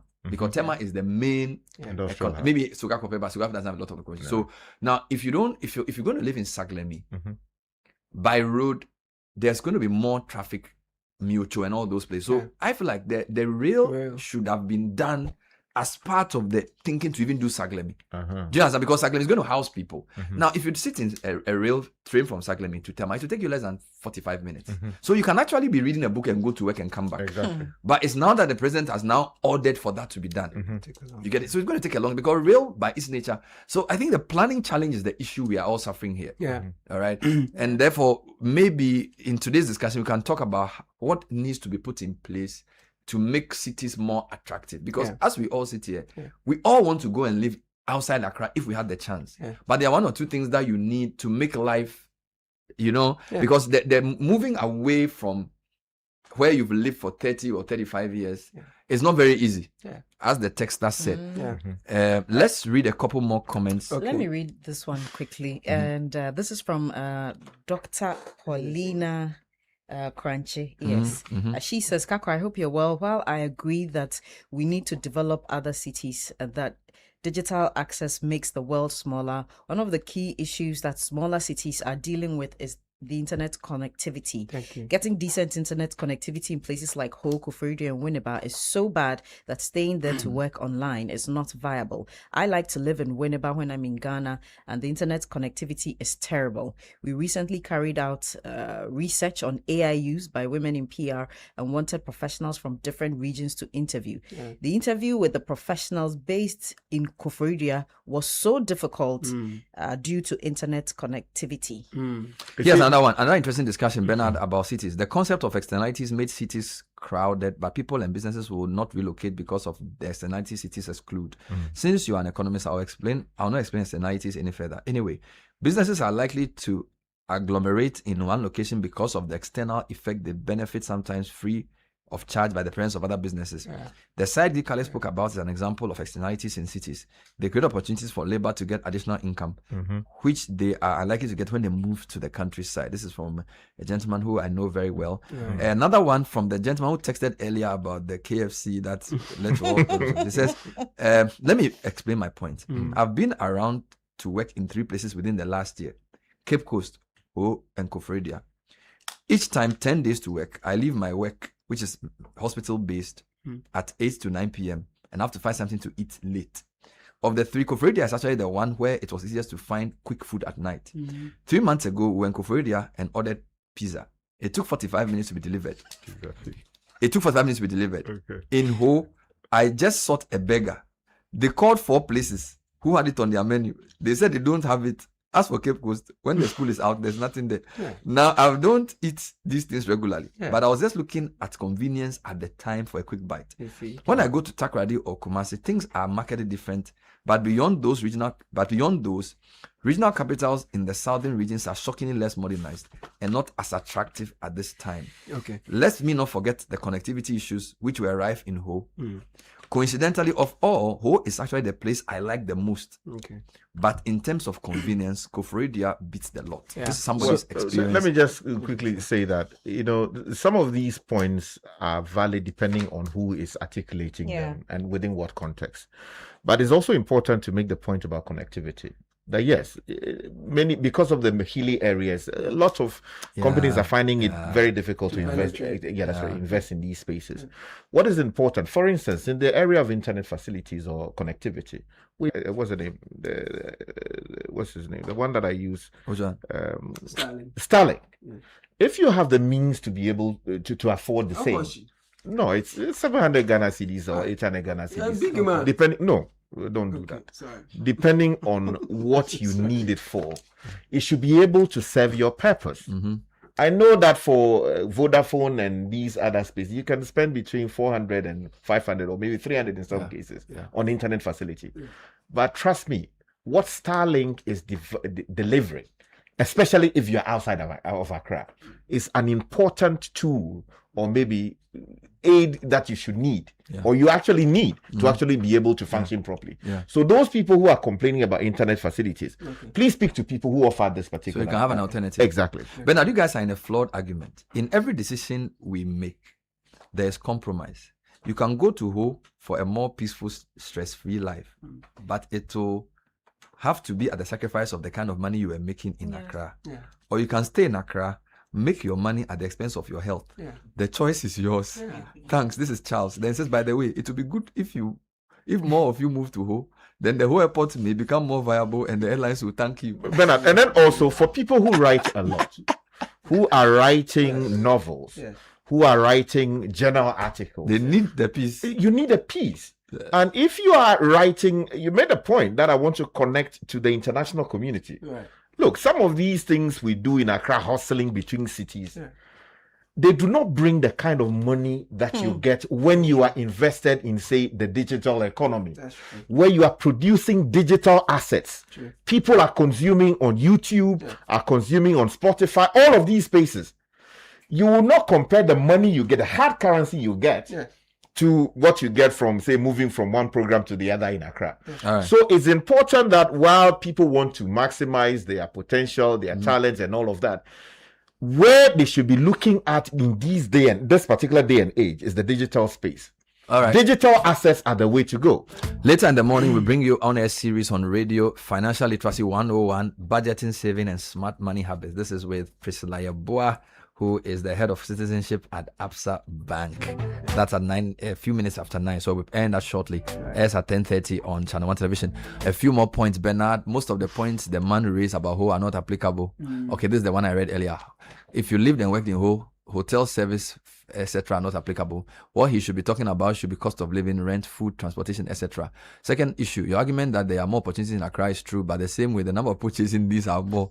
In all, Ho might be economically better for government worker. Kwesi Akwa. I agree with Kwesi. Indeed, the point about rent has come up a lot. Yeah. And, there are communities like Central Region, Cape Coast and Ho where, because students go there, people who build sometimes price their accommodation having in mind the hostel, so it artificially raises the price of rent. So as Caleb also said, that could be an opportunity. So this issue, somebody could do a housing in Ho and say you lower the price. But I think the point Skies makes about the economic enclaves is very, very important. True. If we are going to decongest Accra, we have to find viable economies outside Accra. You and I have lived in different parts of Europe. If you go to the UK, London is expensive and choked because the city is there. And it's a highly financialized area. But they've tried. Mm-hmm. People are living in Birmingham is a conurbation. So you have Wolverhampton, you have Manchester, all these places around the Birmingham area with an international airport. Mm-hmm. So a lot of the communities around, West Bromwich, Wolverhampton, even Coventry, they have some opportunity, even though London is big and mighty. Then you go to the Manchester area, they also have certain things there. All right. So they've tried, of course, London is far and above skewed. In fact, the better example of this type of development is in Germany. In the UK, London is too powerful. But if you take Germany as an example, they have more economic enclaves that distributes the wealth around and makes it easier to live in different places. I think that model may be better for us because we have become like the British, where we've put everything in Accra. So I was going to resist the British model. Yeah. So you need to build more enclaves in other parts of the country to give people opportunity. Let me just add a couple more. Transportation is a big issue when it comes to some manufacturing companies. who import inputs and raw materials for production. If you set up in Sunyani, to take you days to move those same input and raw materials on terrible roads. Can I read more for me? All right. Good morning, Bernard and team. A very interesting topic. 2019, I worked with NIA and I was deployed to the Doma East Municipality, Chiramasu, Ramfie area. I told myself, if I get a job here with a fairly good salary, I wouldn't mind relocating. If you have interest in farming or poultry, you can venture into such businesses. Frank is sending that from Germany. Beautiful. Bernard Pa, I will always choose Ho to Accra. Movement is far easier and stress-free. The cost of living too is better there. Kluge sent that from Tamale. Ho is an interesting place. Rent is surprisingly almost as expensive as Accra, yet transportation is much cheaper. The challenge is that there are very few employment opportunities outside of banking, government institutions, and a handful of private businesses. Internet connectivity is good, but economic opportunities are limited. What is even more concerning is that one of the most promising factories in Ho, a paint manufacturing company that appeared to be doing well, eventually collapsed because of disputes between. We need more industries and private sector investments like that, not fewer. As Kakra rightly pointed out, development must be intentional so that Ho grows sustainably and avoid some of the challenges Accra faces today. That said, I wouldn't describe Ho as a well-planned city. The main difference is that it's not yet heavily populated. The city still has an opportunity to grow in a more organized and economically vibrant way, but that will require deliberate planning and investment. Well, somebody in Committee 25 says, good morning, Bofa Ben. Hope your weekend was restful. Please, our taps are not flowing. We are buying water again. Kindly inquire on our behalf because, please, if it's a fortnight, they can open our taps. That will be right for us. This is for you. A nameless texter. We thank him for adding to our position. That's what you get. And in fact, I mean, the point about accommodation. Look, you cannot compare the houses you get in Ho to what you get on average in Accra. In fact, in Accra, you pay through your nose for a space that mediocre you will not even love it. But in Ho, if you're using comparative, pricing, right? You go into those spaces, you have a 2-bedroom, very spacious. The greenery on point, and water is not a problem. Washroom facilities on point in Ho. So if you look at it, there are some arguments to make here and there, but on the whole, depending especially on what you're doing, here's another one I'll from choose Ho. Shaibu in Kaswa. Good morning, team. Just to give another perspective, imagine that I left Kaswa at 5 a.m. heading to Accra. 4 hours already spent, and I'm yet to reach Malam Junction. Traffic is the main challenge when it comes to location and driving to work. Wherever the location of residence, traffic is the major factor. So Shaibu says for him, wherever he will live, it is the traffic that will be the best. I mean, you could actually walk to work in Ho in some parts. I have many we are friends going there to Sky. Who is the destination? Well, all the time, the oxygen city. I just want to issue a disclaimer. If you started listening, Fred Boy BC, Charlie, everything fresh. If you started listening to this conversation midway, the premise was that Bernard had asked if one would love to live in Ho or Accra with more salary in Ho or something less. Salary. No, with a cut, with a 75% salary in Ho and the 100% in Accra. And my argument is that realistically speaking, if you are just starting life, Accra offers you more opportunities despite the challenges it comes with. Offers you more pollution. It does. With all the flooding, the air pollution. That is true. But you see, the numbers in Accra count for something. The purchasing power in Accra counts for something. The infrastructure in Accra counts for something. And I like the fact that there are options like Ho, where if you want a slow-paced, a more placid life, you can move to and live comfortably. So I'm not pitching one against the other. We are in different stages in life, and people have different needs. In Maslow, you are at a different level. Exactly. Kakra is at self-actualization. Self-actualization is not spending at the seams with all kinds of sick people needing the kind of quality care that you would expect when you go to a hospital. You go to Palebu, go to 37, go to police hospital. Yes. These are spaces where people need care, but they find themselves in hallways. But you don't have that kind of choke. Of course, there are treatments that you will need that will require that maybe you will be sent to Accra to attend to those things. But the common things you need to survive. All right. And how those things are complicated by the pollution you see in Accra, the sanitation problems. Bernard, I think before you go, let me just make a quick point. Over the weekend, we lost Victor Baho. Yes. One of the greatest minister. Africans ever produced. Yeah. Yes. A diplomat, a lawyer, a politician, a gentleman's True gentleman. patriot.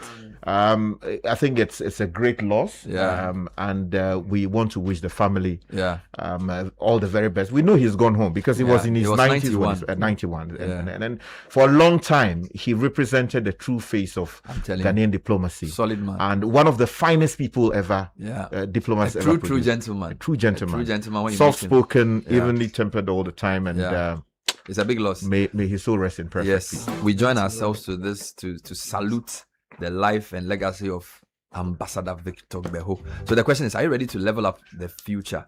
Make Academic Citi your first choice. Academic Citi, students don't just learn, they build, they innovate, and they lead. Our graduates work with global companies like Apple, Goldman Sachs, Ernst & Young, while others are building startups and driving innovation across Africa.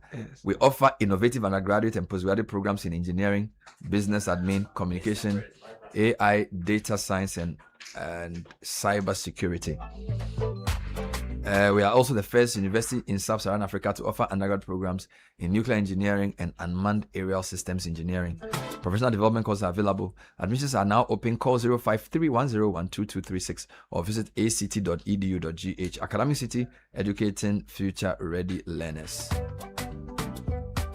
The biggest football tournament is here, and DSTV is giving you front row seats to see all the action live. It's the FIFA World Cup 26, and it's that time when everything else can wait. With 48 participating teams, this World Cup has the makings of history. Watch all 104 games on 4 dedicated HD channels, world-class commentary and analysis live on SuperSport on DSTV from 11 June to 19 July. DSTV is your number one spot for everything World Cup. Get your decoder at only 69 cedis or reconnect from as little as 58 cedis. DSTV, your home of entertainment. We all know that silence when your rent is due and you can't pick the call. When the shop is empty and you're pretending it's fine. When salary finished 2 weeks ago and there's still a week to go. When your goods are stuck at the port and the clearing agent keeps calling. When your business is ready but your cash isn't. That silence has a name. It's called money. Talk to me. Bills breaks the silence. Whether you need working capital, a salary loan, emergency cash, or startup funding, your Ghana card is all you need. Call Bills Microcredit today, 059-692-0833 or 0302-200-390. Break the silence. Bills got you. The Morning Star International High School wishes to announce the enrollment for the 26-27 academic year is in progress. Programs offered are Cambridge Lower Secondary, IGCSE, A-Level, and WASI. Enrollment forms are available at mostarschool.edu.gh or buy them from the high school or basic school campus. Entrance exam is on 20th June, Saturday. Venue, the Morning Star School, Cantonments, and Dodowa. Be a part of an enriching learning community where the tradition of excellence continues. Call 0243-758-795. Morning Star, arise and shine. Petra is 15 years. We see your whole journey, not just your retirement. From building wealth to settling down, we have solutions for every turn. Investment to build your future. Insurance to protect your matters. Easy homes to unlock your own doors early. We don't just manage money, we understand your story. Join the Petra family today and let's do life together. Visit petraonline.com. Petra, achieve more. From Petra to Piva, enjoy the 4 classic Piva flavors. So we have the cola, which is the perfect fit, then the delightful orange, the cocktail, and the grapefruit. We even have tangy as a bonus. Piva is available at your local store. You may also call 0550-032-231. Piva beverages, a taste you will love. Right. When we come back, we take you to our on-air series for today, Monday, the 15th of June. And Priscilla Yeboah of ABSA is our guest. It's basically Finance 101, personal financial planning with some very interesting ideas she'll be sharing on the show this morning. She speaks to Ni Latte, Financial Literacy 101, budgeting, saving, and smart money habits. Now, what's Priscilla's role? Priscilla is the head of citizenship at ABSA Bank Ghana Limited. Stay tuned for that right after this. This is the Citi Breakfast Show, the city's biggest conversation. Where do your hopes and dreams take flight? the money you've earned, the future shining bright. At Petra, we're not just here for your retirement plan. We are here for the life you've imagined and then some. From your child's education to your dream home's door, we'll help you achieve what you're striving for. Petra is here, steady and strong. Your wealth in safe hands, where it belongs. With investments that grow at rates that compete, we build your future with every heartbeat. That's Petra, your partner. Come joy or strife, guiding you toward the dreams that define your life. For your pensions, investments, loans, and more, visit our website at petraonline.com or call 0242 435037. Petra, achieve more.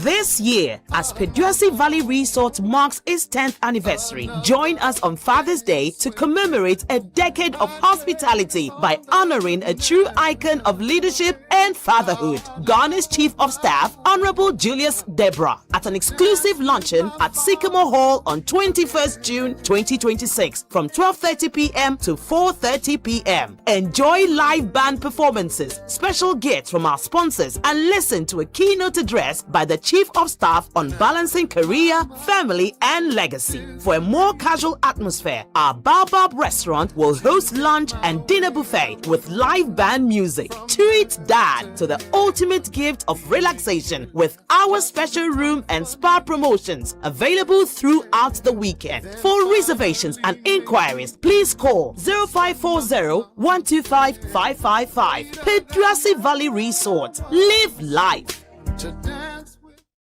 Hey, Charlie, these days there are Azan everywhere. And GCB Bank is on the alert to protect your money. So be vigilant.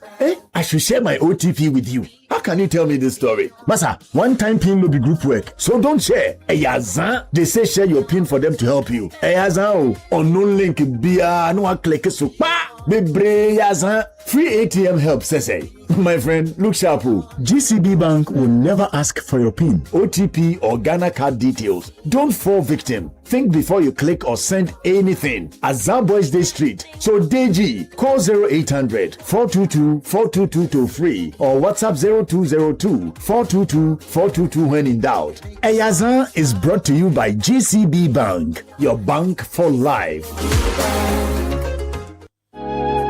Your health is your most valuable asset and it deserves expert attention. At the International Maritime Hospital, we believe health care should be personal, precise, and delivered with excellence. That's why we provide specialist-led care combining experienced doctors, advanced diagnostics, and a client-centered approach. From preventive care to specialist consultations and advanced treatment, every step is handled with precision and care. Our serene environment, modern facilities, and dedicated medical team ensure you receive the quality care you deserve every time. So whether it's for you or your family, choose care you can trust. Visit the International Maritime Hospital at Community 3, Tema, or call 0303-220-030 or 055-2222-90. International Maritime Hospital. We serve and we care.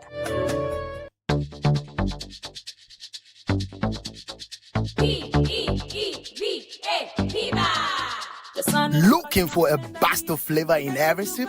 Discover the refreshing taste of Piva beverages. Enjoy the classic Piva Cola flavor, perfect fit anytime. How about a fruity adventure? Try our delightful Piva orange fruit drink packed with recognized citrus flavor. Craving something exotic? Our Piva cocktail fruit drink brings the tropics to you. For a sweet and juicy treat, grab our grapefruit drink and don't miss out on the refreshing Piva tangerine fruit drink, bursting with tangerine flavor. Piva Cola, Piva Orange, Piva Cocktail, Piva Grape, Piva Tangy. Grab yours today. Available now at your local store. Call us on 055-00-322-31. Piva, a taste you love. This advert is FDA approved. P for Piva. Is the Citi Breakfast Show, the city's biggest conversation. Unleashing the power of the This is Citi 97.1.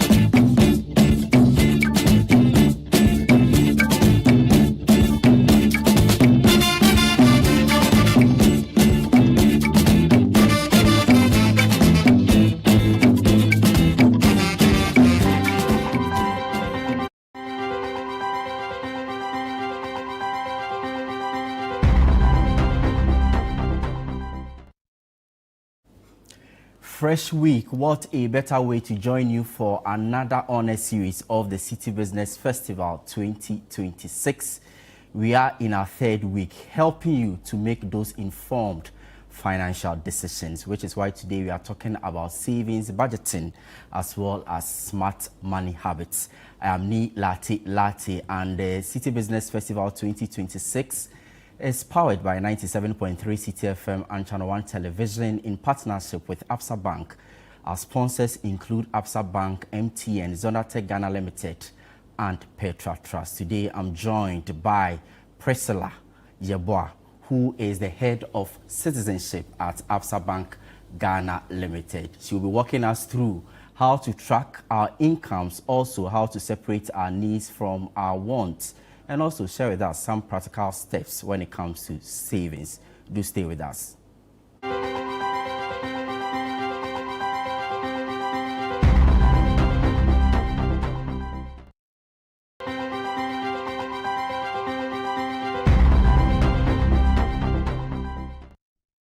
I'm so grateful that you chose the honor series of the Citi Business Festival 2026. Like I mentioned, I'm talking to Priscilla Yeboah, head of citizenship at Absa Bank Ghana Limited. Our topic for today is Financial Literacy 101. Yes, so we are talking about budgeting, savings, as well as smart money habits. Welcome. Good to see you, Priscilla. How are you doing? Hello, I'm doing very well. How about you? I'm great. Awesome.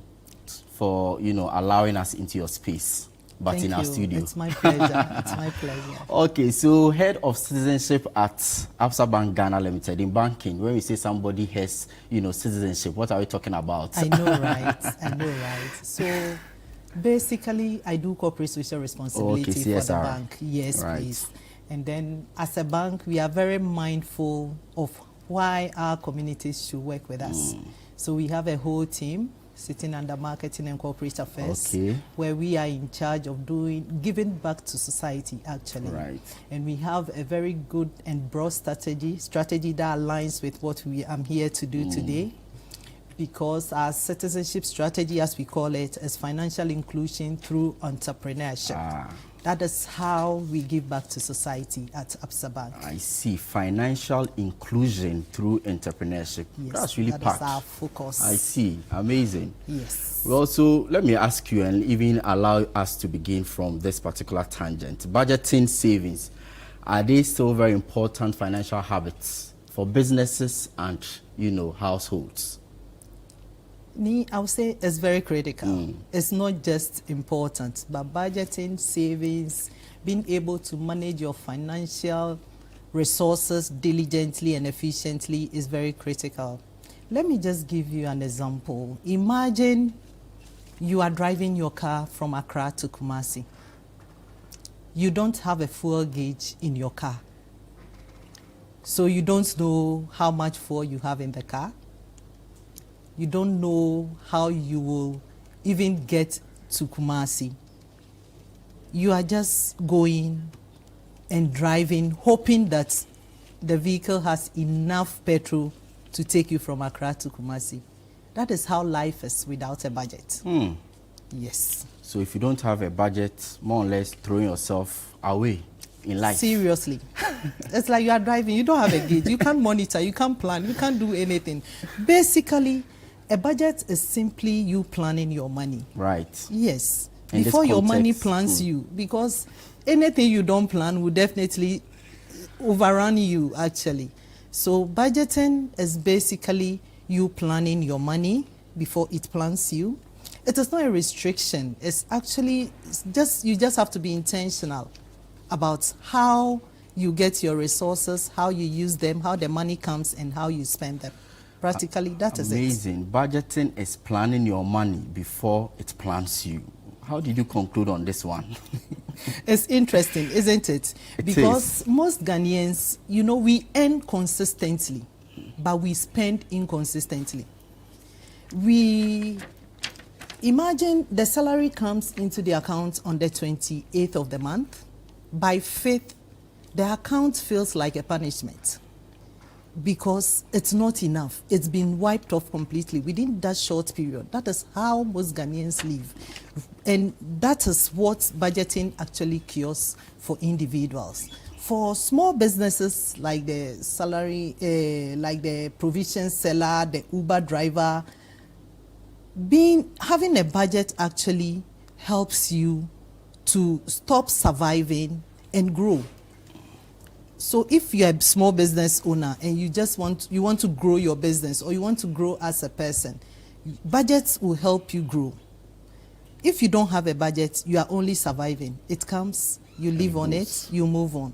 But you are going nowhere, actually. I really like the perspective to which you bring to this particular conversation. A lot of Ghanaians, you say, earn consistently, but they spend inconsistently. We all do, don't you? Including you and I. Yeah, seriously, we all do. Is it because we have difficulty in separating our needs from our wants? Definitely, of course. Of course. Because of marketing, a lot of marketing activities these days, even the difference between your needs and your wants is blurred. So you see most of the things, you think it is a need, but at the end of the day, it is a want, not a need. It's just a want. But this is happening to almost everybody because now marketing activities is intensive. You go on social media, you see a lot of marketing activities, and they make it feel as if you need it to survive. Whereas it's not a need, it's just a want.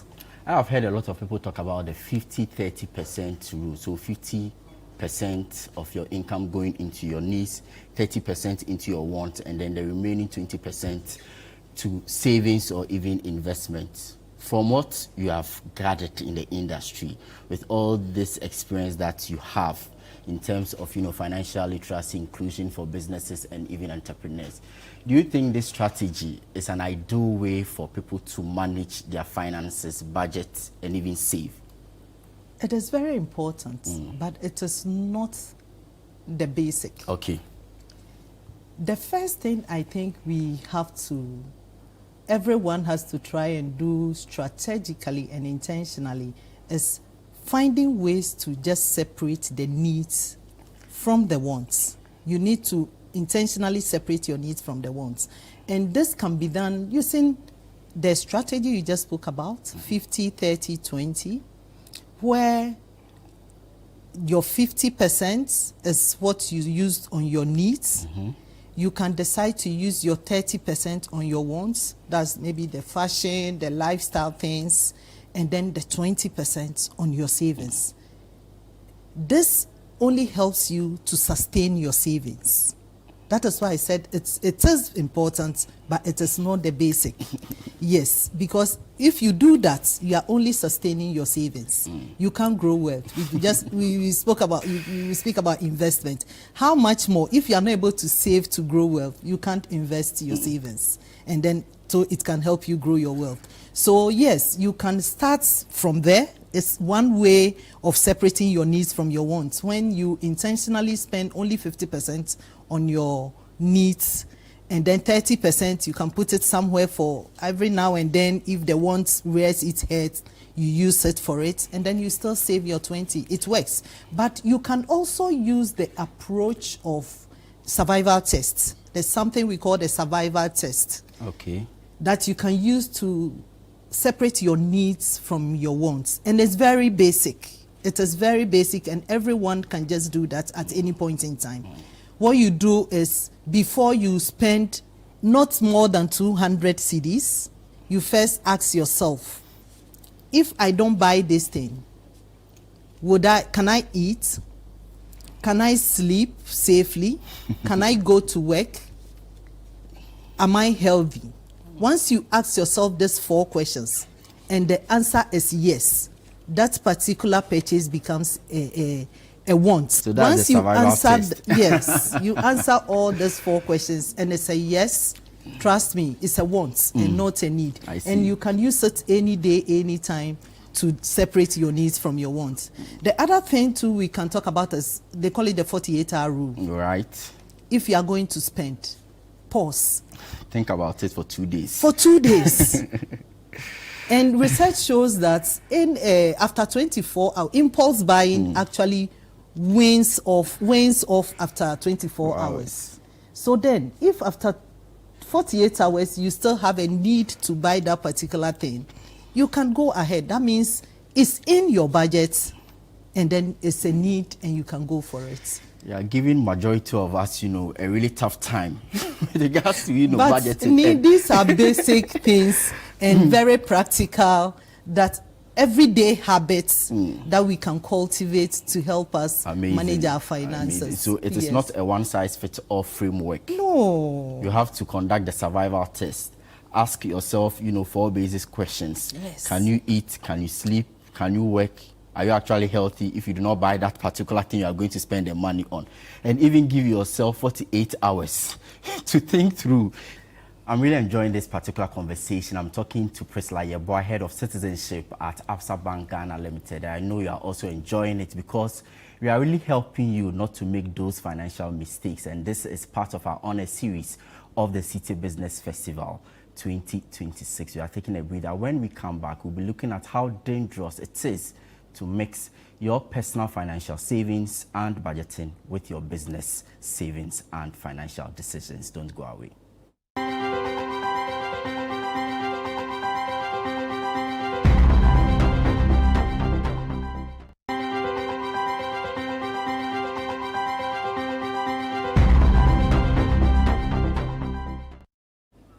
You're welcome back. You are still live here on 97.3 Citi FM and Channel 1 Television. It's still our honor series of the Citi Business Festival 2026. Our topic for today is Financial Literacy 101, Budgeting, Savings and Smart Money Habits. I'm talking to Priscilla Yeboah, Head of Citizenship at Absa Bank Ghana Limited, really giving us some great insights when it comes to budgeting and savings. Well, Priscilla, let's continue from where we left off before that particular, break. Why is it so dangerous for anyone at all to mix his or her personal financial, decisions with a business one? Because, well, I know people have personal finances.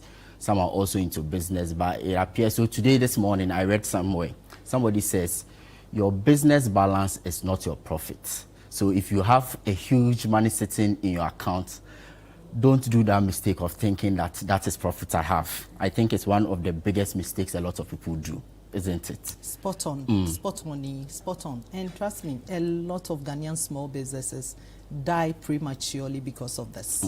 Because they just plainly refuse to separate their personal finances from their business monies. It is very, very crucial and important if you really want to scale up and grow a business. You just have to separate. Whichever way you have to do it, you have to do it. And it starts from, first of all, you paying yourself from that business. Make sure once you are running a business and you call it a business, whether it's that small kiosk, is that Uber business you are doing, whether it's that seamstress you are sewing, make sure at the end of the month, or even if it's bi-monthly, take your salary out of whatever work you have done. Pay yourself. That helps you separate your personal finances from your business finances. Because once you do that, you will not go and put your hand into your business money to spend on your person, or to pay your rent, or to pay for food, or to do this. You just have to separate it. And if you don't separate your personal finances from your business finances, how would you know you are even making profits? Trust me, you will just be working and working and working. You don't know whether you are chopping into your, let me put it that way, yes. You are chopping into your profits. Yes, you have to separate to be able to know that what I have left is my profit. What is here is my personal money, and I can use it for personal things whilst I use the business money for And the second reason why it's very important for businesses to separate their personal finances from their business finances is it gives you an opportunity to access funding. We give you an opportunity to. We see it at ABSA every day. You see accounts that, good monies come through, but they are not able to access credit because they are not consistent. The financial history doesn't speak to just the business. It's mixed with maybe the CEO's personal expenses also go through. So once an assessment is being done before credit facility is offered to you, all these things are considered. So if you want to get the funding, especially loans from a bank, you need to just have your finances or your account straight. If it's business, it's business. If it's personal, it's personal. So it also helps you get access to funding. And then once you have a dedicated business account, you are able to save for your business. You are able to save for your business. And once you save, you can reinvest to scale up. Every business, the goal is to grow. The goal is to scale up. The goal is to become a bigger company. Yes. At ABSA, we have what we call, we have tiered the small businesses. We have the startup businesses, those zero from, and we have special propositions for them. And this category, our goal is we guide them, we give them financial literacy training, business development training, so we transition them and some discounts on this particular startup account for the 3-year period.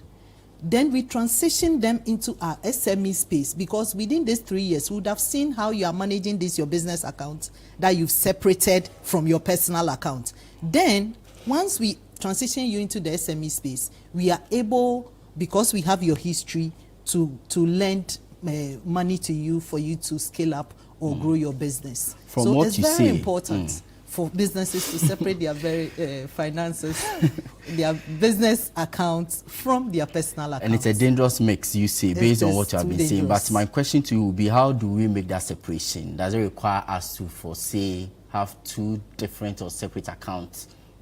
Yes, that is what it means. You are you, Ni, and your business is your business. It's not the same entity. So you have to separate it. And whatever you do for yourself, for instance, as a person, you have your accounts, you should have your savings account, you should have your emergency fund account, you should have your investment account. They are all separate things. Because if you don't have these 3, and likewise you need to separate your business account, and you need these 3 separate accounts for your business. Just as you want to invest for yourself, it is good to invest for your business as well. So the business is a separate entity from the person. Yes. But for somebody who is unable to manage 2 phones, like me, how do I manage 2 accounts? Maybe share with us some steps. Very, very simple. What do you manage about the account? You come to open an account with ABSA Bank. You have a personal account. It is your account. You have your digital app. Trust me, all the accounts are linked to you anyway. It's just that you don't do anything on it. You just come and ask that these are my business documents. I need a business account. Every receipt, every money you receive for your business, you put it in your business account. At the end of the month, you take from your business account, you pay yourself. It makes it easier to even manage. And now with even technology and apps and everything, our app, for instance, you can even do your own salary payments of even your staff from the app. So you just use the app on your business account to transact into the personal account of your employees and yourself. It's easy to separate. Wonderful thought, Priscilla. Let's now talk about the realistic savings habits. I mean, on top of your head, are you able to share with me, say, 5 to 7, tips for any individual or business? Or maybe let me come this way. Saving for yourself or budgeting for yourself, is it different from saving for your business and budgeting for a business? Are the principles the same? Basically, they are the same. They are the same. It's the uses that differ. Okay. Yes. So you saving for yourself as a person. You have your own goals. You have your own dreams, things you want to achieve for yourself. So you use your personal money to fund those ones. Then you have your business, which has ambitions of growth. Every business, I don't think people go into business to fail. No, nobody will do that actually.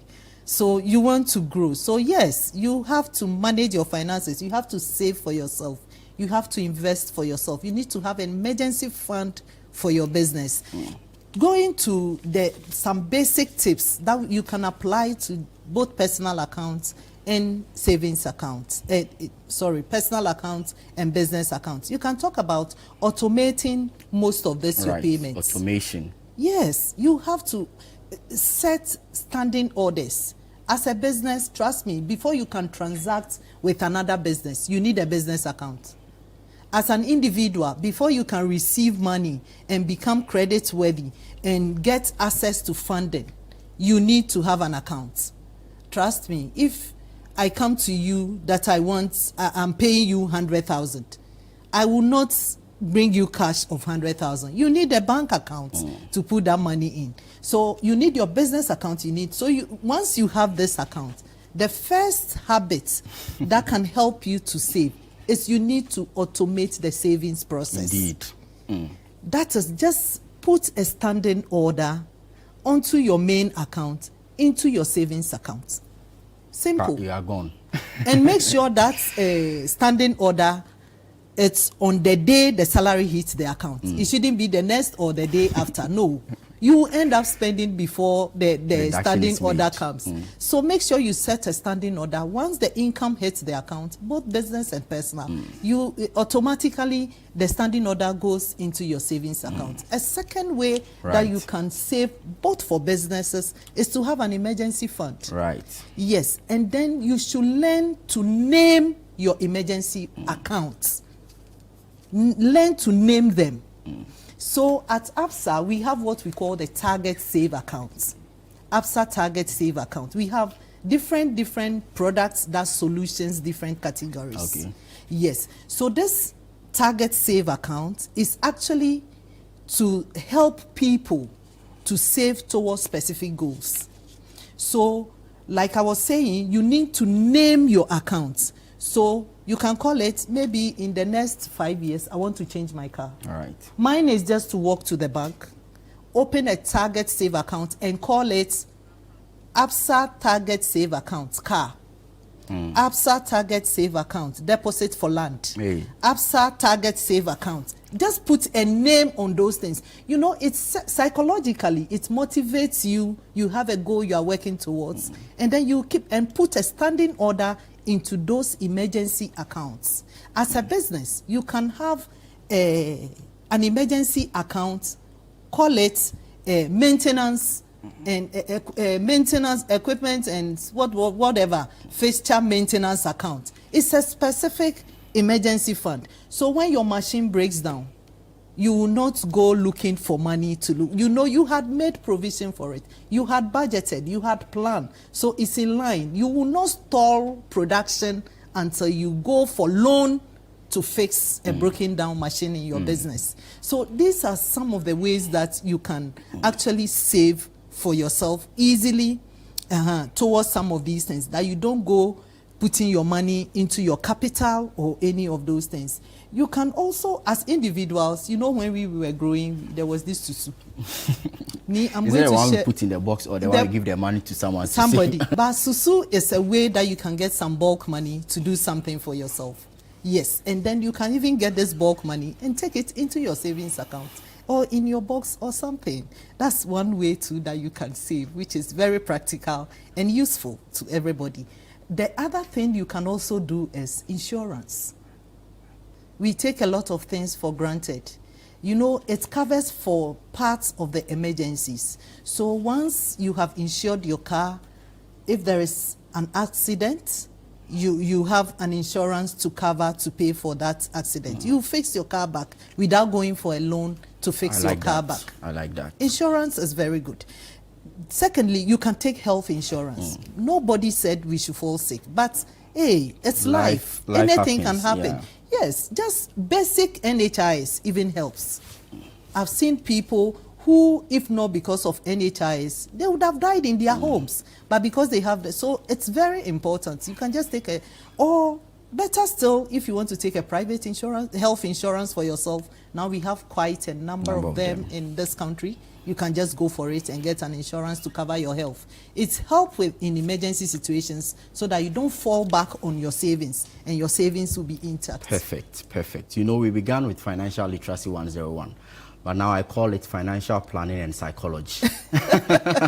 Thank you so much. That's Priscilla Yeboah, Head of Citizenship at Absa Bank Ghana Limited, really walking us through how to avoid unnecessary debt traps, also how to secure your future and have those long-term goals for you. It's just the first day of our third week.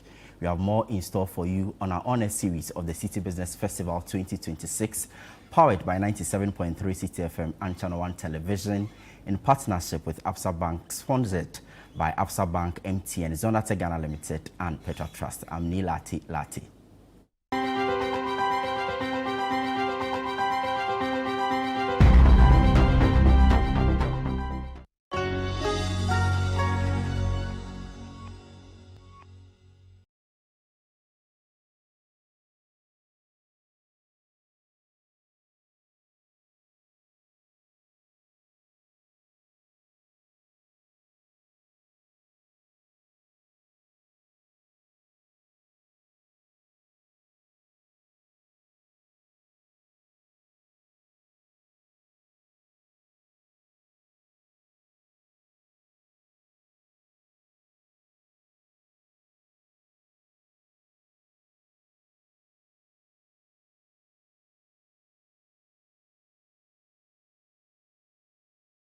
Join the conversation on the Citi Breakfast Show on Facebook at facebook.com/Citi97.3, Twitter at twitter.com/Citi973, and Instagram at instagram.com/Citi973 with the hashtag CitiCBS.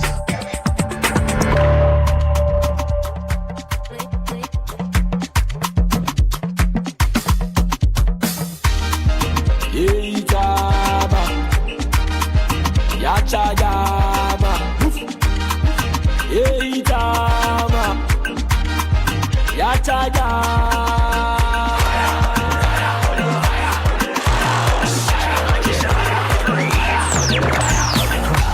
Bye bye, anyway, in I didn't want to.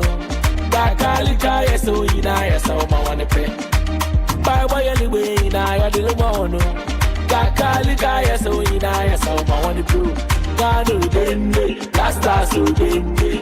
Ganu dende, gasta so dende. Ganu dende, gasta so dende. Ganu dende, gasta so dende. Yeita mubi obaba no bate no samia. Yachada mubi obaba no bate no samia. Yeita mubi obaba no bate no samia. Yachada.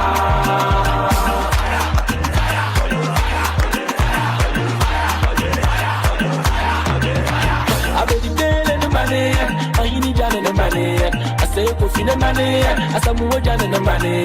Winter in the money. Stevie Nappy in the money. Robert Mesa, goalkeeper number one. The boy, a beshe, Yesulo Biala. The boy, a beshe, Yesulo Biala. The boy, a beshe, Yesulo Biala. The boy, a beshe, Yesulo Biala. Yeita, move you up on the back of the Samia. Yachaja will be up on the bats of the Samia. Yeita will be up on the bats of the Samia. Yachaja.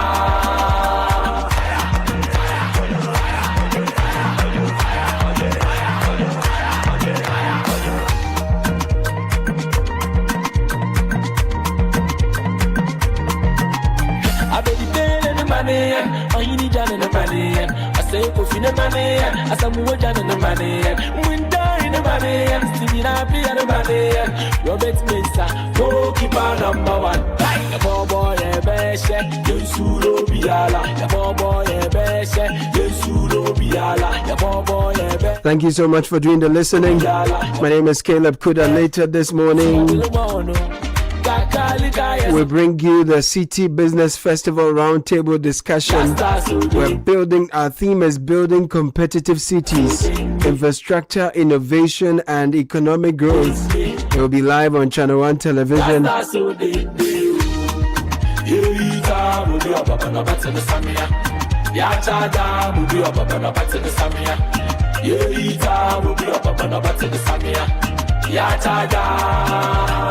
Our main speaker, David Ofosudote, Obenewa Okujeto, Pesi Anab Bukari, Tony Asari, Nana Kwejobuache Echampon, Kofi Adabo, Ufori Amanfo. We're having a big conversation on building competitive cities, infrastructure, innovation, and investment for sustainable economic growth. My name is Caleb Kudah. Many thanks for doing the listening. Earlier you heard Bernardino Avle, Francisca Kakra Forson, Richard Dela. Happy birthday to Asante Derek. May the days ahead be filled with blessings and godly grace. And on Wednesday, of course, Black Stars will face Panama. And all that Kofi Kenyatta has put together is our support for the Stars. Antina will be taking over the airwaves to spread the love and some wisdom for sure. So stick with us. Relevant Radio always. Have a blessed day.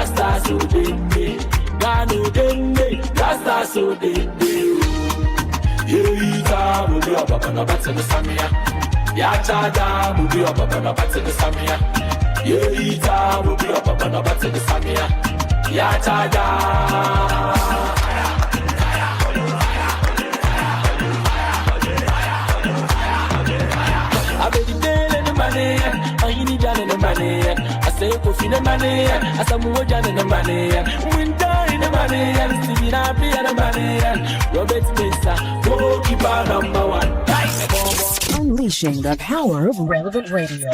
This is Citi 97.3. Your attention, please. Flight C8 has been delayed. Again. Madam, can you please point me to the water fountain? And please watch my back and phone whilst I'm gone. You can be a traveler with infinite worries. Hello, Mr. Anand. Your lounge access is ready and your seat is warm. Or you can be a traveler with infinite privileges. Champagne, sir? We're raging all the drink. Choose EcoBank's infinite privileges with an EcoBank Visa Infinite card. Access airport lounges worldwide, fast-track services, best-in-class daily limits, and enjoy other exclusive travel and lifestyle benefits. Infinite privileges await. EcoBank, the Pan-African Bank. This year, as Peduasi Valley Resort marks its 10th anniversary, join us on Father's Day to commemorate a decade of hospitality by honoring a true icon of leadership and fatherhood, Ghana's Chief of Staff, Honorable Julius Debra, at an exclusive luncheon at Sycamore Hall on 21st June 2026 from 12:30 p.m. to 4:30 p.m. Enjoy live band performances, special gifts from our sponsors, and listen to a keynote address by the Chief of Staff on balancing career, family, and legacy. For a more casual atmosphere, our Baobab restaurant will host lunch and dinner buffet with live band music. Treat Dad to the ultimate gift of relaxation with our special room and spa promotions available throughout the weekend. For reservations and inquiries, please call 0540-125-555. Peduasi Valley Resort. Live life. Hey, So what goes into building quality structures? I mean, literally, what goes into it? Ujaf, you don't want to be sitting here somewhere worrying whether or not you did a really good job. It's a very simple equation. If there's no diamond cement in the mix, massa, forget it. Don't start cry. Menye, diamond cement has been providing builders, block makers, and construction companies that peace of mind for years. Diamond cement is 42.5 R grade cement. Unbeatable quality made right here in Ghana. And because we have your pocket in mind, we provide 32.5 R grade so that everybody gets your own. No long talk, Jack. If there's no diamond cement in the mix, don't start. Locate Diamond Cement Ghana Limited nationwide with factories in Aflao, Takrady, and Buipe, or call 0244-313-368 or 0540-111-978 or 0202-021-175. Diamond Cement, still as hard as a diamond. Where do your hopes and dreams take flight?